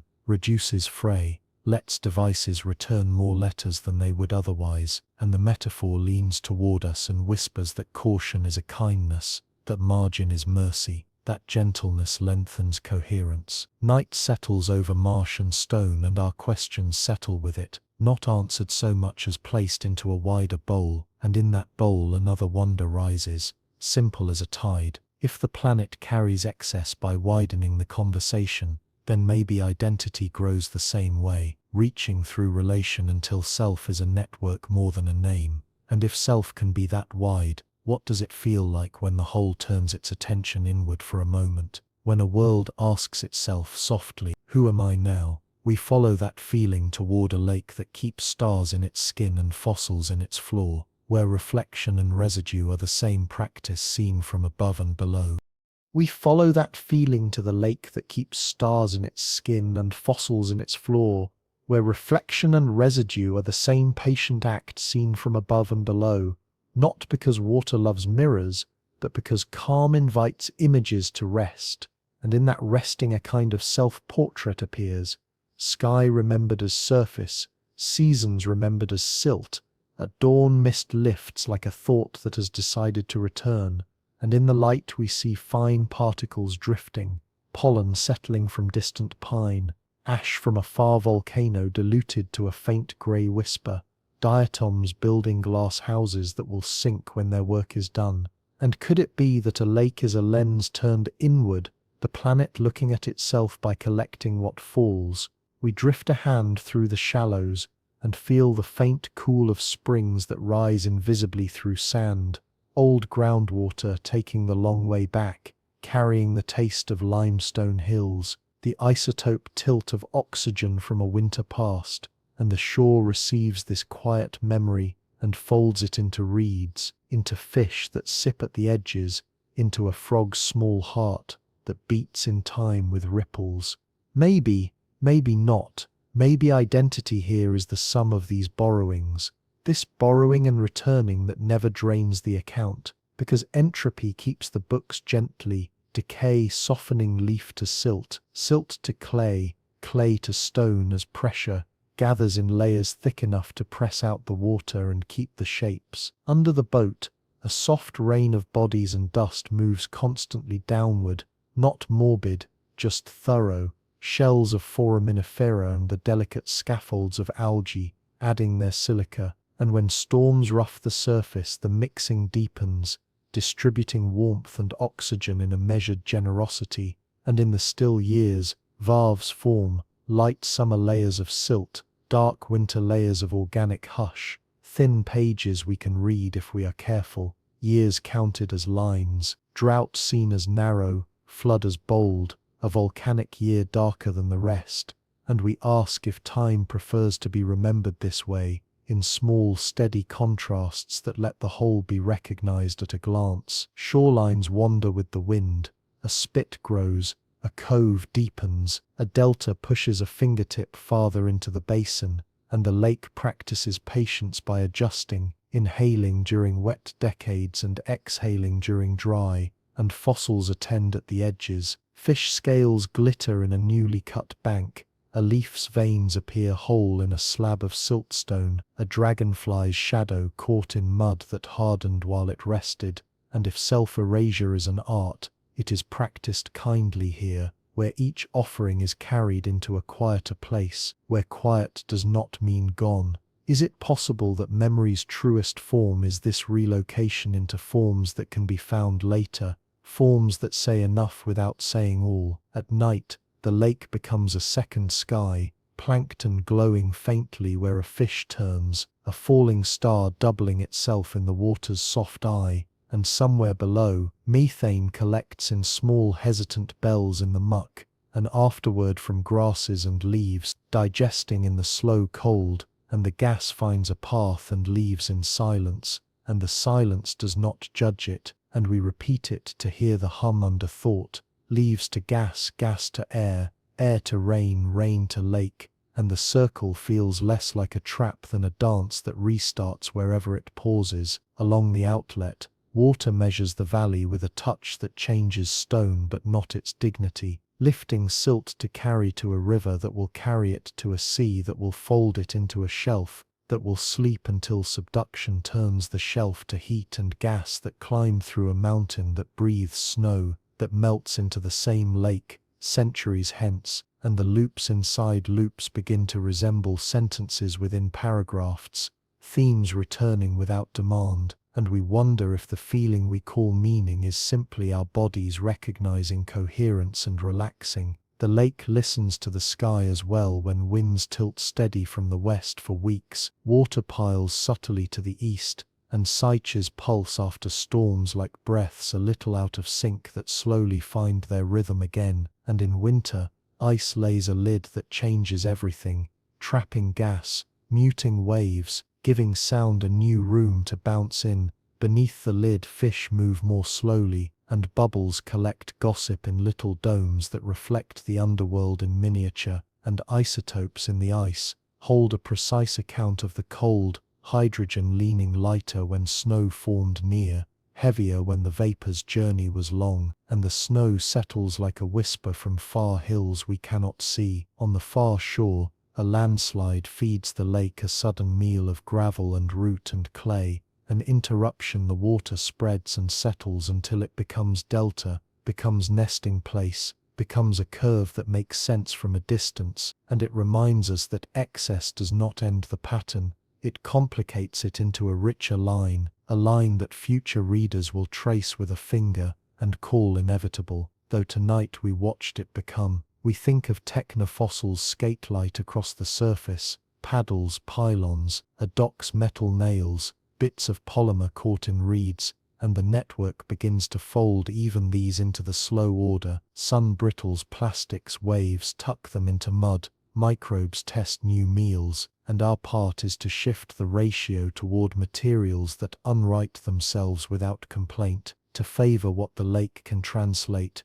to measure our presence in a way that improves legibility rather than noise, and legibility is love in this grammar. Bats circle at dusk, teaspoons of air lifted into tongues of sound that draw insect maps, and their calls stitch another ledger into the evening, one of hunger met, of paths memorized by wing and ear. And if a lake can be thought of as mind, it is not a mind that owns, but one that hosts, one that collects and distributes, where pattern is perception and generosity is intelligence. We say it softly, host, not owner, and the word feels right in the mouth, like water held briefly and then released. Later, when fog returns, the world narrows to a few meters, and within that small radius a beetle crosses a leaf, a fish rises once, a reed bends and straightens, and these tiny events fill the space completely. No lack, only exactness, and in exactness we feel care, the kind that entropy and time practice together, unhurried and precise. Could it be that attention is the planet's tenderest art, and that lakes are among its quiet schools? When daylight comes clean and the wind changes, ripples sprint shoreward and erase the night's fine inscriptions, not because the past is disliked, but because the page is needed again, and we accept this with the ease of sleep lifting, present enough to know we were gone, rested enough to begin, while on the bottom a slow script accumulates, unworried by wind, unworried by wake, and as our eyes rise from sediment to sky, another question comes like the first bird's line over the water. If reflection and storage can happen in the same body without conflict, might listening and speaking also share one breath at the scale of a world? And if so, what would it sound like when rock begins to answer air? We wait for the answer at the shoreline where wind lifts a mild chop and rocks begin their slow conversation with air. Not because stone has a tongue, but because weather learns words from surfaces, salt and dust, warmth and cool, and returns them as clouds. Cliffs take sunlight into their skins by day and give it back at night with a patient exhale, and this diurnal breath helps breezes choose a direction, helps fog decide if it will hold or fall. And could it be that speaking at planet scale is nothing more than exchanging gradients until meaning appears as pattern, the way a dune speaks to a river by leaning, the way a river speaks to a cloud by lifting? On hot afternoons, mica flashes like small lighthouses and lizards, write transient script across talus, tiny pulses of heat and shadow that feed air with ripples a sensor could read as a line, and those lines climb to meet others, scent from pine, cool from snowmelt, and the mixed chorus becomes a local sky. Isotopes in vapor, keep a quiet index of where the moisture began, ocean heavy or forest light, and when rain falls we can trace its root in the oxygen it carries, a footnote that says this cloud travelled far, that one rose nearby, and the rock answers again by shining darker when wet, by loosening a grain or two to join a stream. In a cave the reply grows slower, a dampness taken into pores, a drop formed at a ceiling's lip by the arithmetic of capillary and patience, and each drip lays a ring of calcite, so thin it needs decades to become visible, a script that keeps the history of outside storms as thickness and hue. Above ground, a granite dome releases heat after sunset, and drafts a slope wind that guides bats to insects like a current of exact intention, not because the hill thinks, but because its mass holds daylight just long enough to shape a night's small hunger into a root. Mountain snow keeps a ledger of air, as layers that sound faintly under the foot, light winters crisp, heavy winters hollow, and in spring that ledger melts into streams whose temperature tells trout when to rise, and willow when to leaf, and that timing is another sentence, one rid by nests and larvae, and even stones, whose roundedness depends on how long the water runs with a certain strength. Maybe, maybe not. Maybe reading is what we call the capacity to respond with grace, and rock teaches grace by giving slowly, by accepting slowly, by wearing the world into shapes that fit. Along faults the grammar of strain speaks in delayed phrases, a decade of quiet, a week of small murmurs, a minute of clear release, and afterward the land answers the air with fresh faces, a raw plain bright as a new thought, minerals unoxidized, surfaces that take weather the way a blank page takes ink, and rain arrives and writes first in iron, then in clay, then in moss. Time translating shock into soil, entropy attends like a gentle editor, softening what is too sharp for roots, roughing what is too smooth for grip, and the edit reads as kindness when we are willing to wait. On coasts, rock turns to sand and sand to bar and bar to island, a mobile diction that edits storms into habitable contours, and each rearrangement shifts the language of wind a little, making lee and lift that clouds can hear, and as the air answers with shade and rain, plants find purchase and speak in leaf to the insects that translate into birds, and this layered conversation is how climate becomes local, how local becomes memory, how memory becomes the feel of a place at dusk. We say it twice to taste its truth, place as feel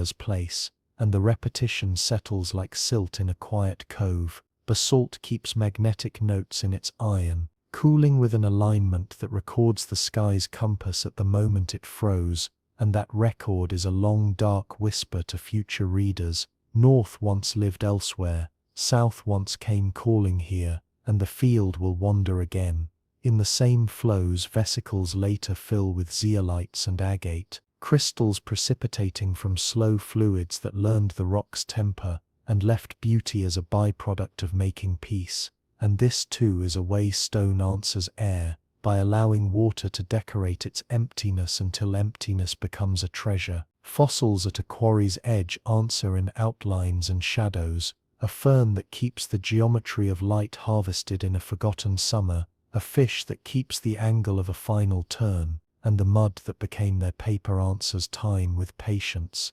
so relentless it feels like love. Strontium in enamel points to a childhood of rivers that ran through granite, oxygen to seasons inhaled as cold or warm, and in those isotopic phrases the rock speaks for the animal, and the animal speaks for the river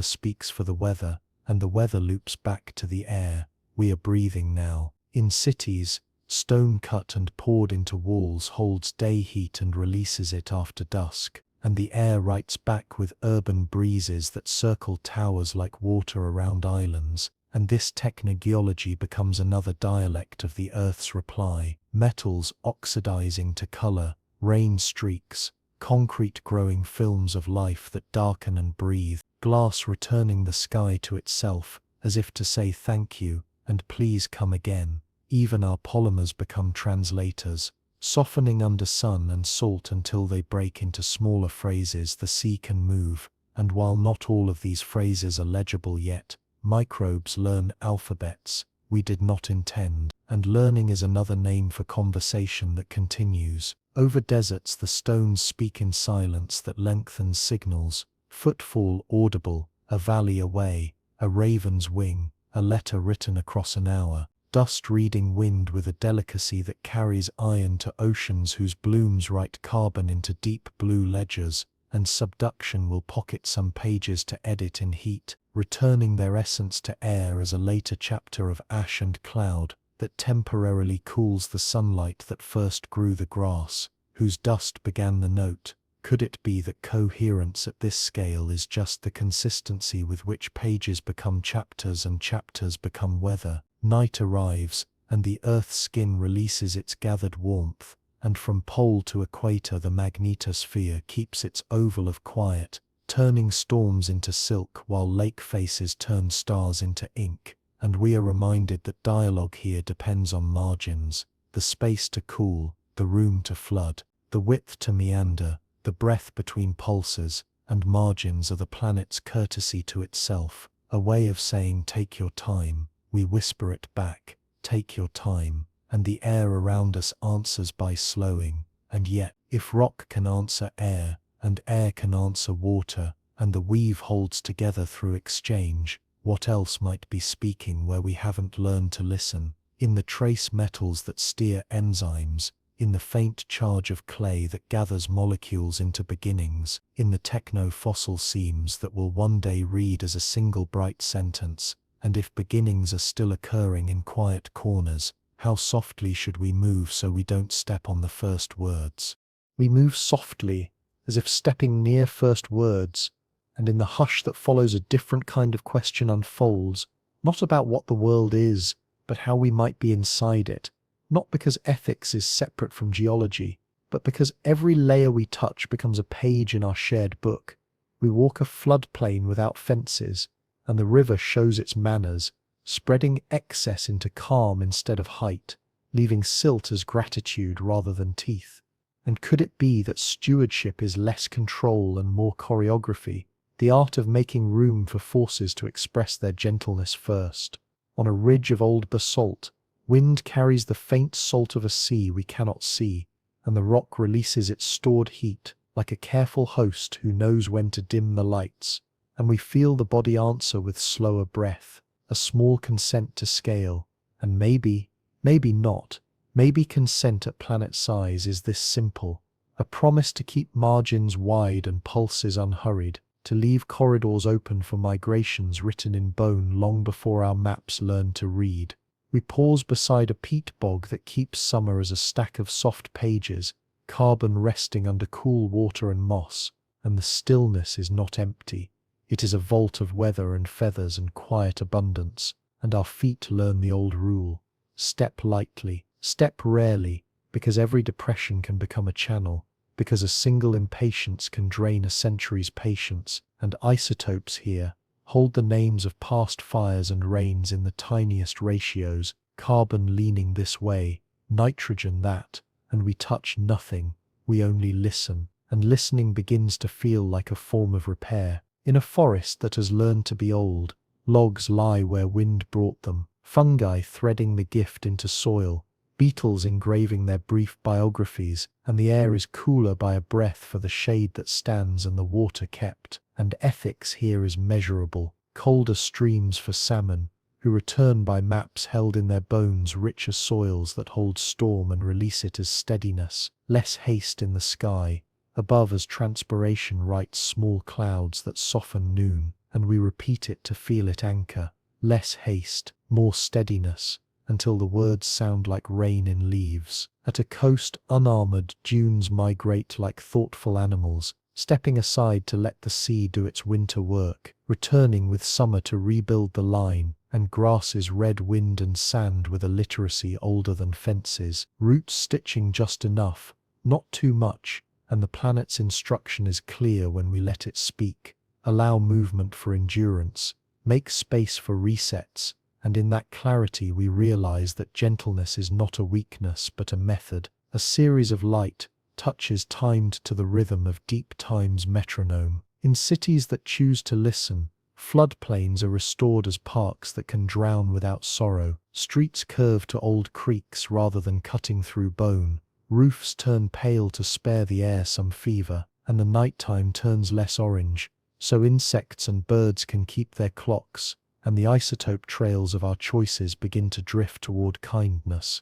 Less soot in snow, clearer rings in trees at the edge of town, sediments in lakes that remember more leaf and less ash, and these quiet curves feel like apologies that also function. We walk a desert and learn another ethic, trust distance and balance, send iron to seas and ask nothing in return, accept loss of detail for persistence of form, and the dunes teach humility by erasing our signatures while keeping our steps in mind for a few minutes, just long enough to remind us we were here without letting us pretend we own the page. Could it be that the most honest mark is the one that teaches its erasure? Along a fault, houses sit back and orchards occupy the swing room, roots padding the ground that will someday heave in a sentence the crust has been writing for decades, and waterlines flex and bridges rest on bearings instead of pride, and when the paragraph arrives with its firm punctuation, the revision is not a tragedy, but a chapter seen coming,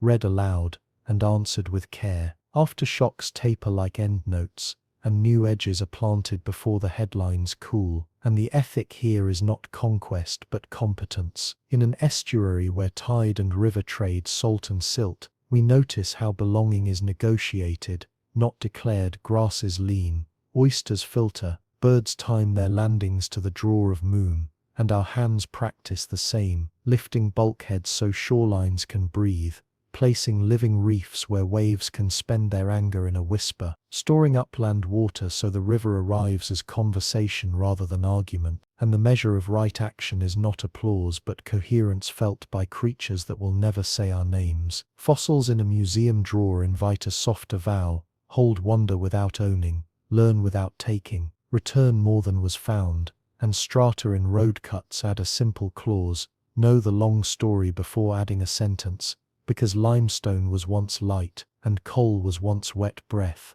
and shale was once the comfortable quiet at the bottom of a lake, and subduction will carry some of our words into heat, whether we want it to or not, and the ethical horizon extends past our lifetimes by default. We look up and the magnetosphere keeps doing what it does, turning storms into silk, and it feels like a standard to reach toward protection without hardness, boundary without cruelty, guidance without noise, and we test our devices and patterns against that softness. Can our fields shelter without enclosing? Can our nets release as much as they keep? Can our signals leave stars visible and migrations legible? And maybe not, but the questions slow the hand, and a slowed hand leaves fewer scars. In the warm hum of a lab, isotopes in ice and ring and tooth are read like quiet testimonies, and the knowledge that arrives asks for gentleness more than triumph. Trend lines showing breath rooms shrinking or widening,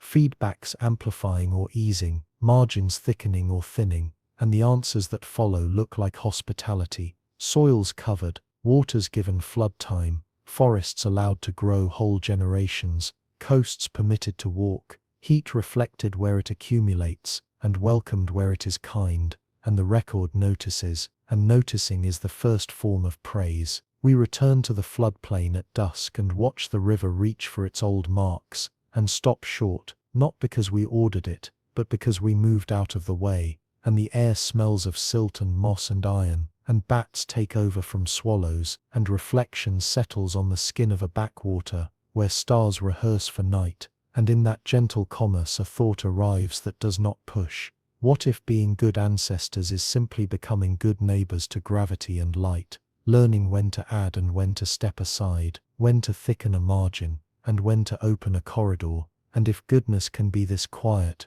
might meaning be too, might meaning be the sensation of belonging, returned by a place we treated with care. Night rises from the ground as much as it falls from the sky, and with it a softer invitation. If we can learn to listen at this scale, what else might we hear that we've mistaken for silence? The absence that speaks, the dust that remembers, the echo that asks us to answer with gentleness, and as we close our eyes, we feel the future strata forming around our choices, and we wonder, almost asleep, what signature will we leave in stone that reads as kindness? We drift with that final question, what signature reads as kindness, until it thins into breathing, and in that slow breath we practice listening, as if it were geology, not because patience guarantees answers, but because time shapes awareness the way rivers shape stone, rounding urgency into clarity. We sit beside instruments as quiet as moths,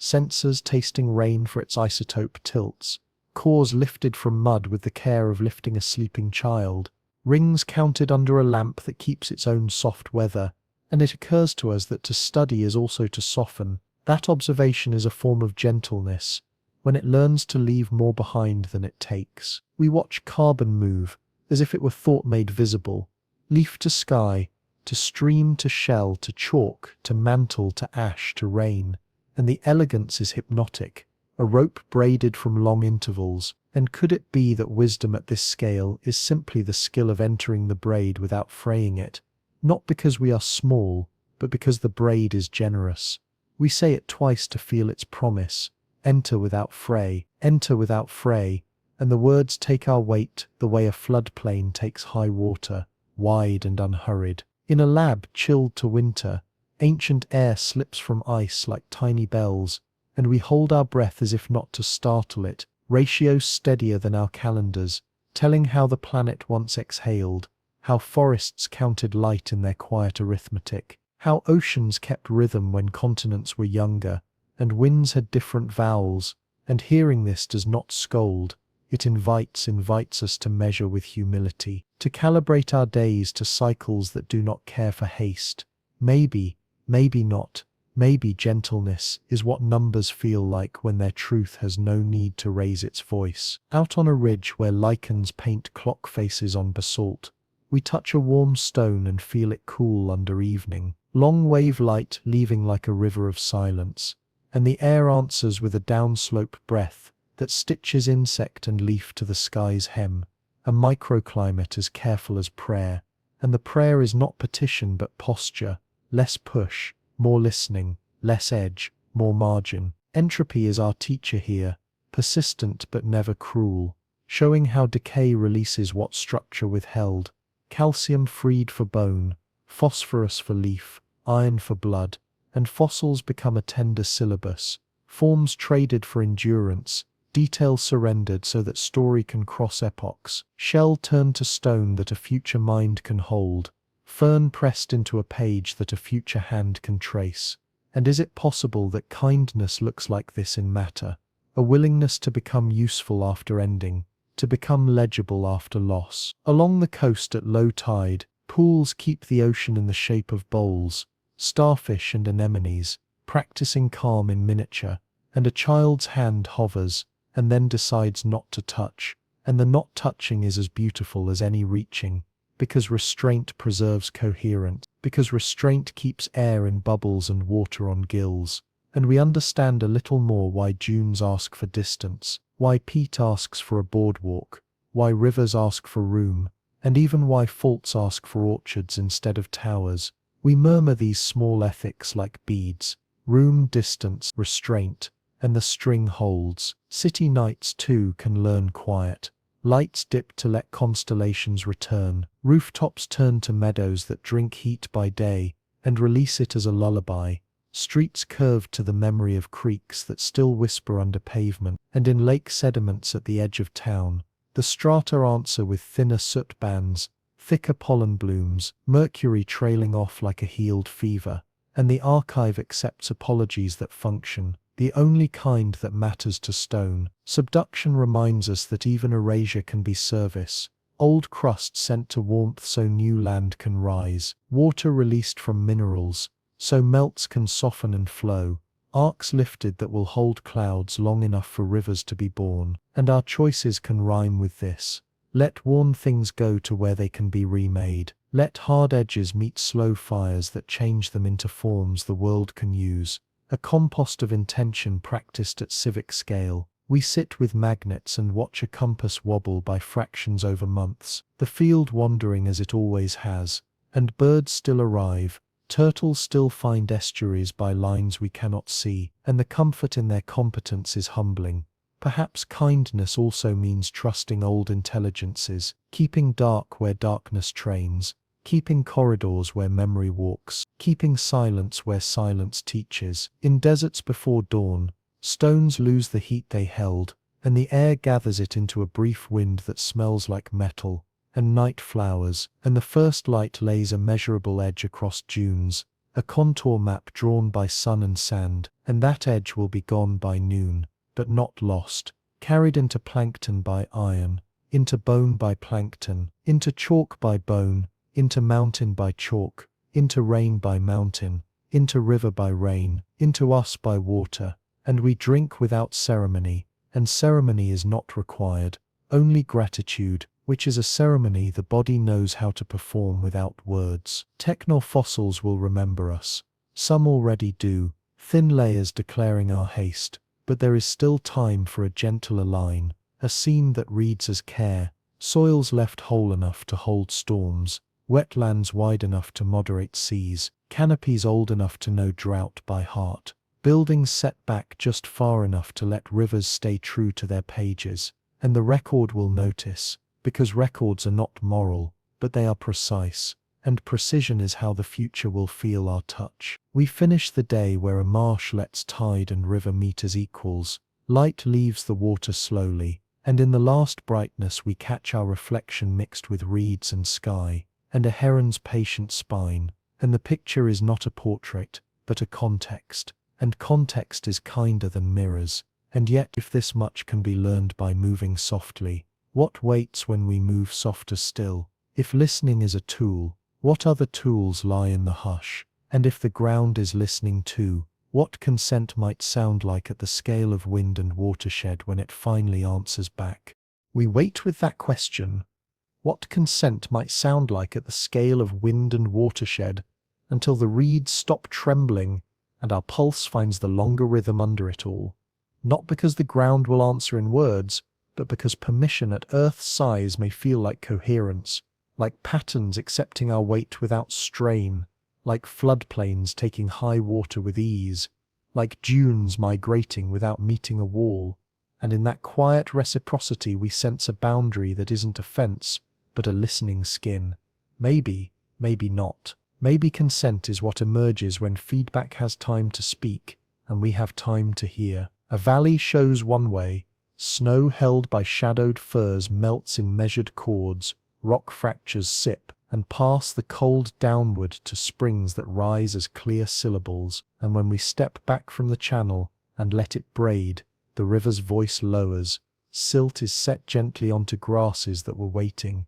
and carbon slips from a bright afternoon into slow soil, where microbes translate it into permanence longer than our maps, and isotopes in those grasses keep a memory of the air. We returned to stillness, oxygen leaning cool, carbon leaning steady, as if the place itself nodded, yes, in ratios we can read. Along a coast that breathes in fog, cliffs exhale stored warmth at dusk, and draw wind down from the hills, a soft circulation that tells clouds where to sleep. And when we agree to that nightly covenant, darkening lights, quieting heat, leaving room for the temperature to fall, bats stitch the sky, plankton rise, dew forms on needles that feed streams by morning, and consent feels like this. Cycles uninterrupted, transfers unforced, edges unbruised, the magnetosphere's wide hush, holding all these small permissions like a hand that never closes too tight. In a forest old enough to remember drought by heart, we walk softly and find an ethics made of courtesies,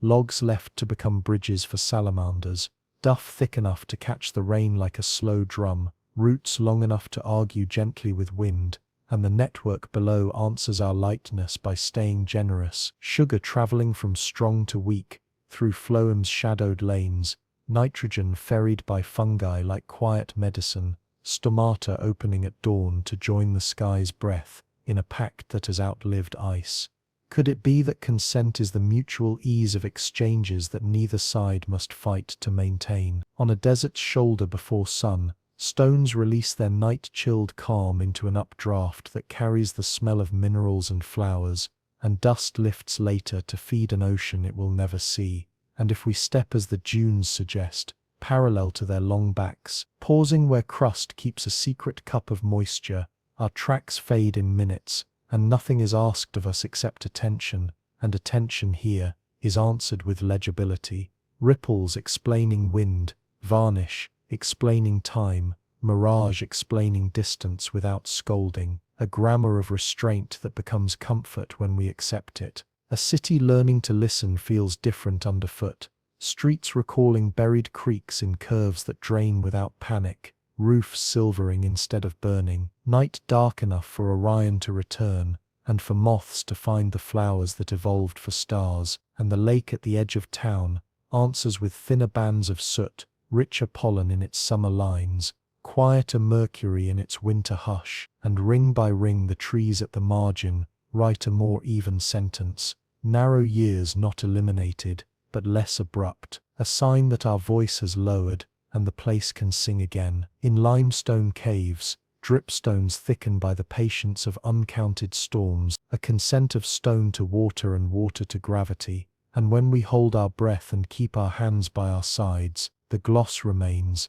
the thin skin of time unmarked by oil and hunger, and the measure of our goodness is the invisibility of our visit. Nothing broken, nothing quickened, only the record allowed to keep its slow handwriting. We say it softly, leave no haste, and the words cool the tongue. Along subduction's long slope, old seafloors descend with letters in their pockets, clays, salts, shells, and at depth, water slips free and lowers a threshold until melt can form and rise through fractures, and volcanoes answer centuries later with soils that hold rain enough for forests to anchor, and forests answer with shade enough for streams to remember their clarity, and streams answer with gravel beds that remember how to cradle eggs, and eggs answer with silver bodies returning to rivers by maps inside their bones, and consent may be nothing more mysterious than this multi-voiced yes. Across time, a yes earned by not rushing the handoff. We sit with instruments that hum like moths,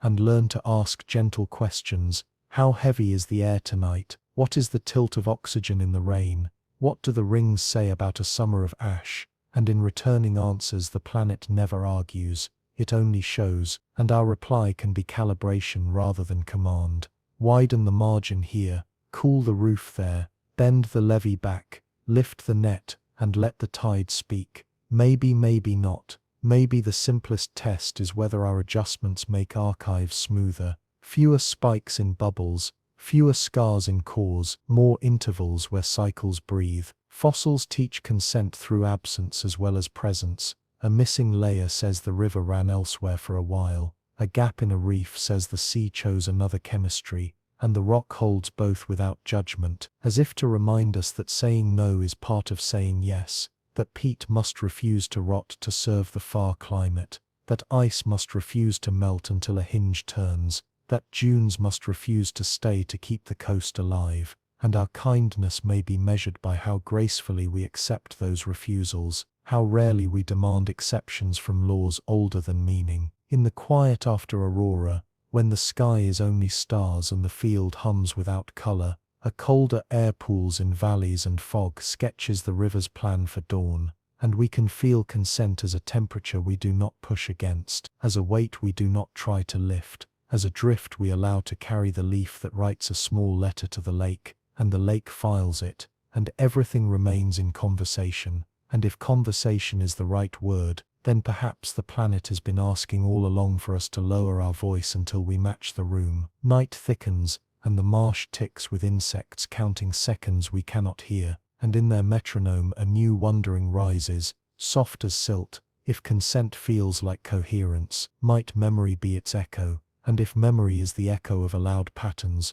what does forgetting look like at this scale? Not loss but room, not erasure, but space cleared for another voice. And if space is a gift, what old wisdom waits to speak when we finally give it silence? We sit with that last thought, What old wisdom waits to speak when we finally give it silence? And notice how forgetting at Earth's scale is not a wound but a threshold. Not because the past is unimportant, but because space must open for new cycles to take root. Glaciers smooth mountains until names fall away and only direction remains. Dunes erase footprints. So winds can keep their grammar, rivers abandon channels, and in the cut we read the memory of flow without the burden of its detail. And could it be that the planet preserves by letting go, that the truest archive is the pattern that returns rather than the page that stays? In stone, the art of forgetting looks like metamorphosis. Shale relinquishing its fine silt stories to become slate, limestone loosening its reef-bright chatter to shine as marble,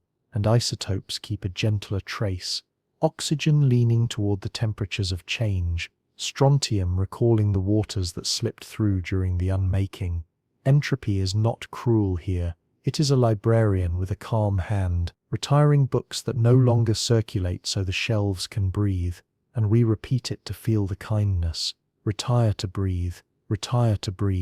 until the phrase turns quiet in the chest. Forests forget by distribution. A tree falls, and its identity unthreads into beetle and bracket fungus, into fern and soil, into the subtle tilt of nitrogen that will flavor the ring of a sapling. Decades from now, and the leaf that once caught light becomes the momentary shine on a spring at dawn, becomes a breath in a fox's sleep, becomes a line in a child's laugh by a creek, and maybe not. Maybe this is how intimacy grows at planetary scale, through gentle dispersal rather than strict belonging. Lakes practice selective memory, storing seasons as thin lines while letting daily weather blur and drift away, and in their bottom mud, the heavy things settle. Pollen, ash, a rare bead of tephra bright as a syllable, while ripples and voices pass across the surface without a scar, and we ask if this balance is the wisdom we need. Keep the rhythms,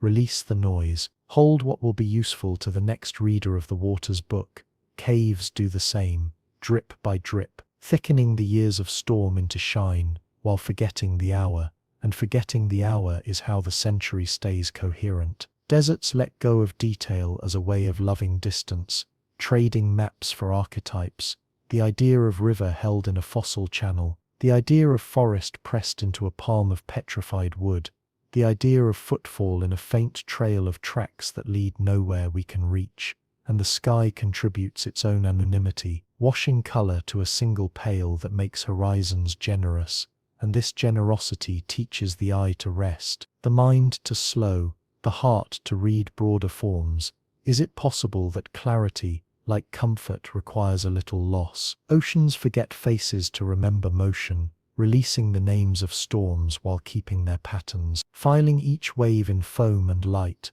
and then dissolving the entry, so the next will fit. And in chalk cliffs we see that what seems lost has only changed. Medium, minute shells keeping the sum of summers long after the individual days have ceased to matter, and subduction makes forgetting into origin, carrying a seafloor's crowded memories into heat, where they will be translated into mountain and soil and rain, and translation is not betrayal when it keeps the meaning. The magnetosphere forgets in elegance. Storms arrive and are turned into silk, curtains of color that fall and vanish without residue, and yet the field's slow wander is kept in basalt stripes at ridges, a long ledger that records the habit rather than the event, and birds navigate by both. Contemporary whispers and ancient lines, reminding us that memory works best when it is a duet between fresh and fossil, between now and then. We say it softly, fresh and fossil, and the words feel like two hands making one cup. Even our traces lean toward dispersal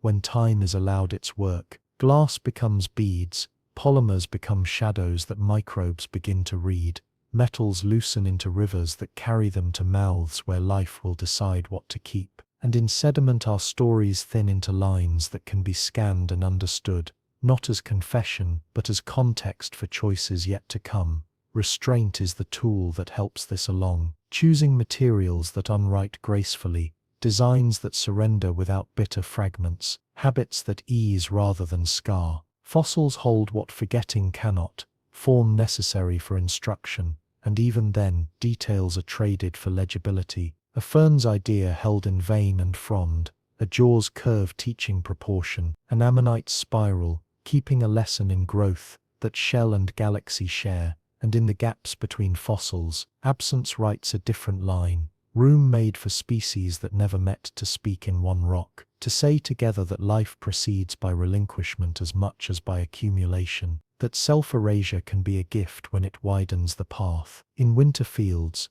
snow edits color to white and sound to hush, and that hush allows small signals to carry, a vole's tunnel, a hawk's shadow, the ticking of a branch in a temperature just below freezing, and when thaw arrives, the world remembers enough to continue, not enough to cling, and this proportion feels instructional, a calibration of grip to grace. Rivers remember their bends but not each ripple, dunes remember their curve but not each crest, forests remember the angle of light but not each leaf, and we are invited to match their discipline. Night gathers, and the planet's larger clocks continue, plates inching, currents turning, isotopes easing into ratios that will someday tell a gentle truth, and we find ourselves loosening our hold on our own hours, willing to be a little less precise in order to be more present, willing to let some names fall away so that patterns can be seen, and as our eyes slip closed, a final wondering lifts like breath.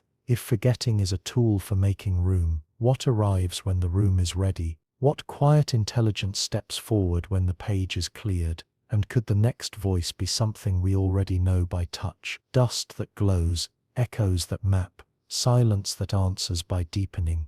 We let that quiet intelligence step forward as if it had always been touching our hands from the other side of time. Not because the world has been waiting to speak, but because we have been learning how to hear patterns as presence, dust that glows under a low sun, echoes that map caverns without light, silence that gathers like water in a basin and deepens until meaning rises on its own. At twilight on a prairie, lusts lifts and settles, a fine memory of glaciers carried by wind to feed dark soils, and each grain holds an isotope hint of mountains far away, oxygen and silicon telling how frost once split rock to syllables. And could it be that identity at planet scale is this? The coherence of countless small transfers that keep the whole legible, even when names fall off the page. In caves, we speak softly and click our tongues once, and the answer returns with distances folded into it, stalactites and rooms described by time rather than sight, and bats read these echoes the way rivers read slopes, the way dunes read wind, turning sound into shape with an ease that feels like wisdom. We trace a finger over calcite ribs, where ancient floods left scallops, and the stone remembers flow without needing to keep the water, the way a tree ring remembers a summer without trapping the sun, and maybe not, maybe knowledge is what remains when energy has passed through and arranged matter into a sentence that doesn't fade. On the seafloor, whales carry low notes for ocean-long distances, calls bent by thermoclines that layer the water like invisible manuscripts, and those notes pass through forests of plankton that are turning light into carbon snow, a slow rain that writes to depth, where oxygen thins and bacteria change their breath to something darker, storing the surplus as black, quiet layers that will someday harden into stone, and subduction will take some of that stone inward to learn heat again, to learn how to become cloud. We repeat it, to feel the continuity, song to snow, snow to rock, rock to rain, and the circle loosens something in the chest. In deserts, silence is an instrument, lengthening signals until a footfall becomes a mile, until a raven's wing writes a paragraph, until a mirage edits distance into a lesson about seeing, and stones keep their own intervals, cracking with night cold, loosening varnish under decades of light. Each tiny fracture a vote for sand, and dunes carry those votes into motion, not because they choose, but because wind is the syntax that makes their movement read as purpose. When you watch long enough, isotopes in dust tell oceans where the iron came from, and blooms answer with the faintest shift in carbon that will rest in shells and later chalk. Forests translate silence differently. Roots speak voltage in rain scents and sugars, and the network remembers by sharing until no single tree owns the memory, a distributed mind stored as changes in who receives and who gives, and in the rings that form after droughts and fires the ledger is there, narrow years that crowd words, wide years that breathe, charcoal flecks like ellipses. Listening here feels like reading a letter that keeps writing itself, and we realize that attention is not an act but a habitat, a climate the mind can enter. We sit with ice and hear its slow talk, creaks and pops like seeds of thunder, and deep within bubbles keep old atmospheres exactly, ratios of carbon and oxygen, that place forgotten summers on a scale with the ones we know, and when a core is cut and a tiny breath escapes, it does not accuse, it simply joins, and the joining is the lesson. Memory is not kept to be guarded, it is kept to be shared, and sharing is how patterns survive across extinctions and rearrangements, across the commas of deep time. In cities at night, we turn down lights, and the Milky Way returns like a river we forgot, and with it the magnetosphere's hush becomes visible as aurora at the horizon. Storms turn to silk by an unseen field that has practiced for billions of years, and satellites slip along careful paths that avoid the belts where particles loop, a choreography built on respect for forces that do not bargain. Technofossils will keep this dance as faint metals in polar soils and as timestamps in data frozen in glass, and our role is to make the record legible, to let future readers see a curve that bent toward coherence, a seam of care rather than noise. At a fault scarp warmed by morning, lizards write small essays in sand, tails trailing punctuation. We won't decode but can admire, and the rock behind them shows fresh planes from a recent sentence in the crust's grammar, a revision that rivers will read and soften, that moss will annotate, that fossils will someday frame, and in the face of this patient edit we feel our breath slow to match an older metronome. Is it possible that calm is simply synchronization with cycles larger than worry, larger than plan? Ocean ridges extrude basalt in pillow forms that stack like careful punctuation in darkness, each skin quenched by seawater the instant it emerges, each interior cooling slower, gases leaving vesicles that later fill with agate, beauty precipitated by the compromise between hot and cold, and in those bands of chalcedony, iron writes its quiet colours, a mineral sunset held where sunlight never goes, and we learn again that light is only one way of seeing. Echoes, ratios, gradients and time are others, and they all point to a world that perceives without eyes by changing in consistent ways. We turn a fossil in our hand, an ammonite spiral that felt its way through seas long gone, and the geometry speaks across erasures, growth by addition, by repetition with a difference, a formula coral and fern and galaxy have all agreed upon, and this agreement feels like a vow kept without ceremony, like a language we already know in bone and breath, and we say it twice to feel the kinship, repetition with difference, until the phrase becomes as soothing as tide. Night folds over marsh and rock and ridge, and in the dark the smallest signals take the stage, dew forming, a vole tunneling, a basalt face surrendering one more granule to the polite insistence of frost, and in this theatre of quiet, a last wondering rises as gently as mist. If the whole can echo itself into meaning without a single voice in charge, if identity can be a resonance that appears wherever cycles agree, then what is left but to answer with our own resonance, to lay down a pattern that steadies the larger one, and if we can, how will we know? Perhaps by the way the ground feels underfoot when we leave, a softness where it was hard, a margin where it was tight, a hush where it was loud, the faintest technofossil of care folded into the next layer of time. We will know by how gently the world takes our weight, by the way footsteps fade quicker on paths we've widened for rain, by the way a river rests easier against banks we've let breathe,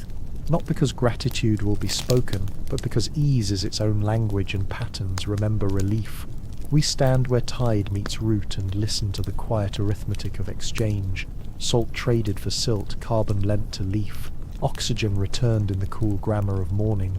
And could it be that the softest legacy is a calibration felt, not seen, a slope eased, a margin thickened, a pause restored where hurry had erased the period. We turn our faces to a dusk that knows the colour of old ash without anxiety, because the atmosphere has learned to file it as a note, and move on. And high above, the field hums its shield into being without claim or story. Auroras sometimes sewing a thin seam of silk between pole and space, a reminder that storms can be translated into beauty when distance and time are allowed to do their rightful work. Maybe not. Maybe the test of our belonging is how often we let distance and time do their work, how often we choose not to shorten every loop, how often we let cycles finish the sentences they started before our names. In our hands, a fossil spiral keeps an idea transferred across epochs, repetition with difference, and the rock's patience makes the lesson tender,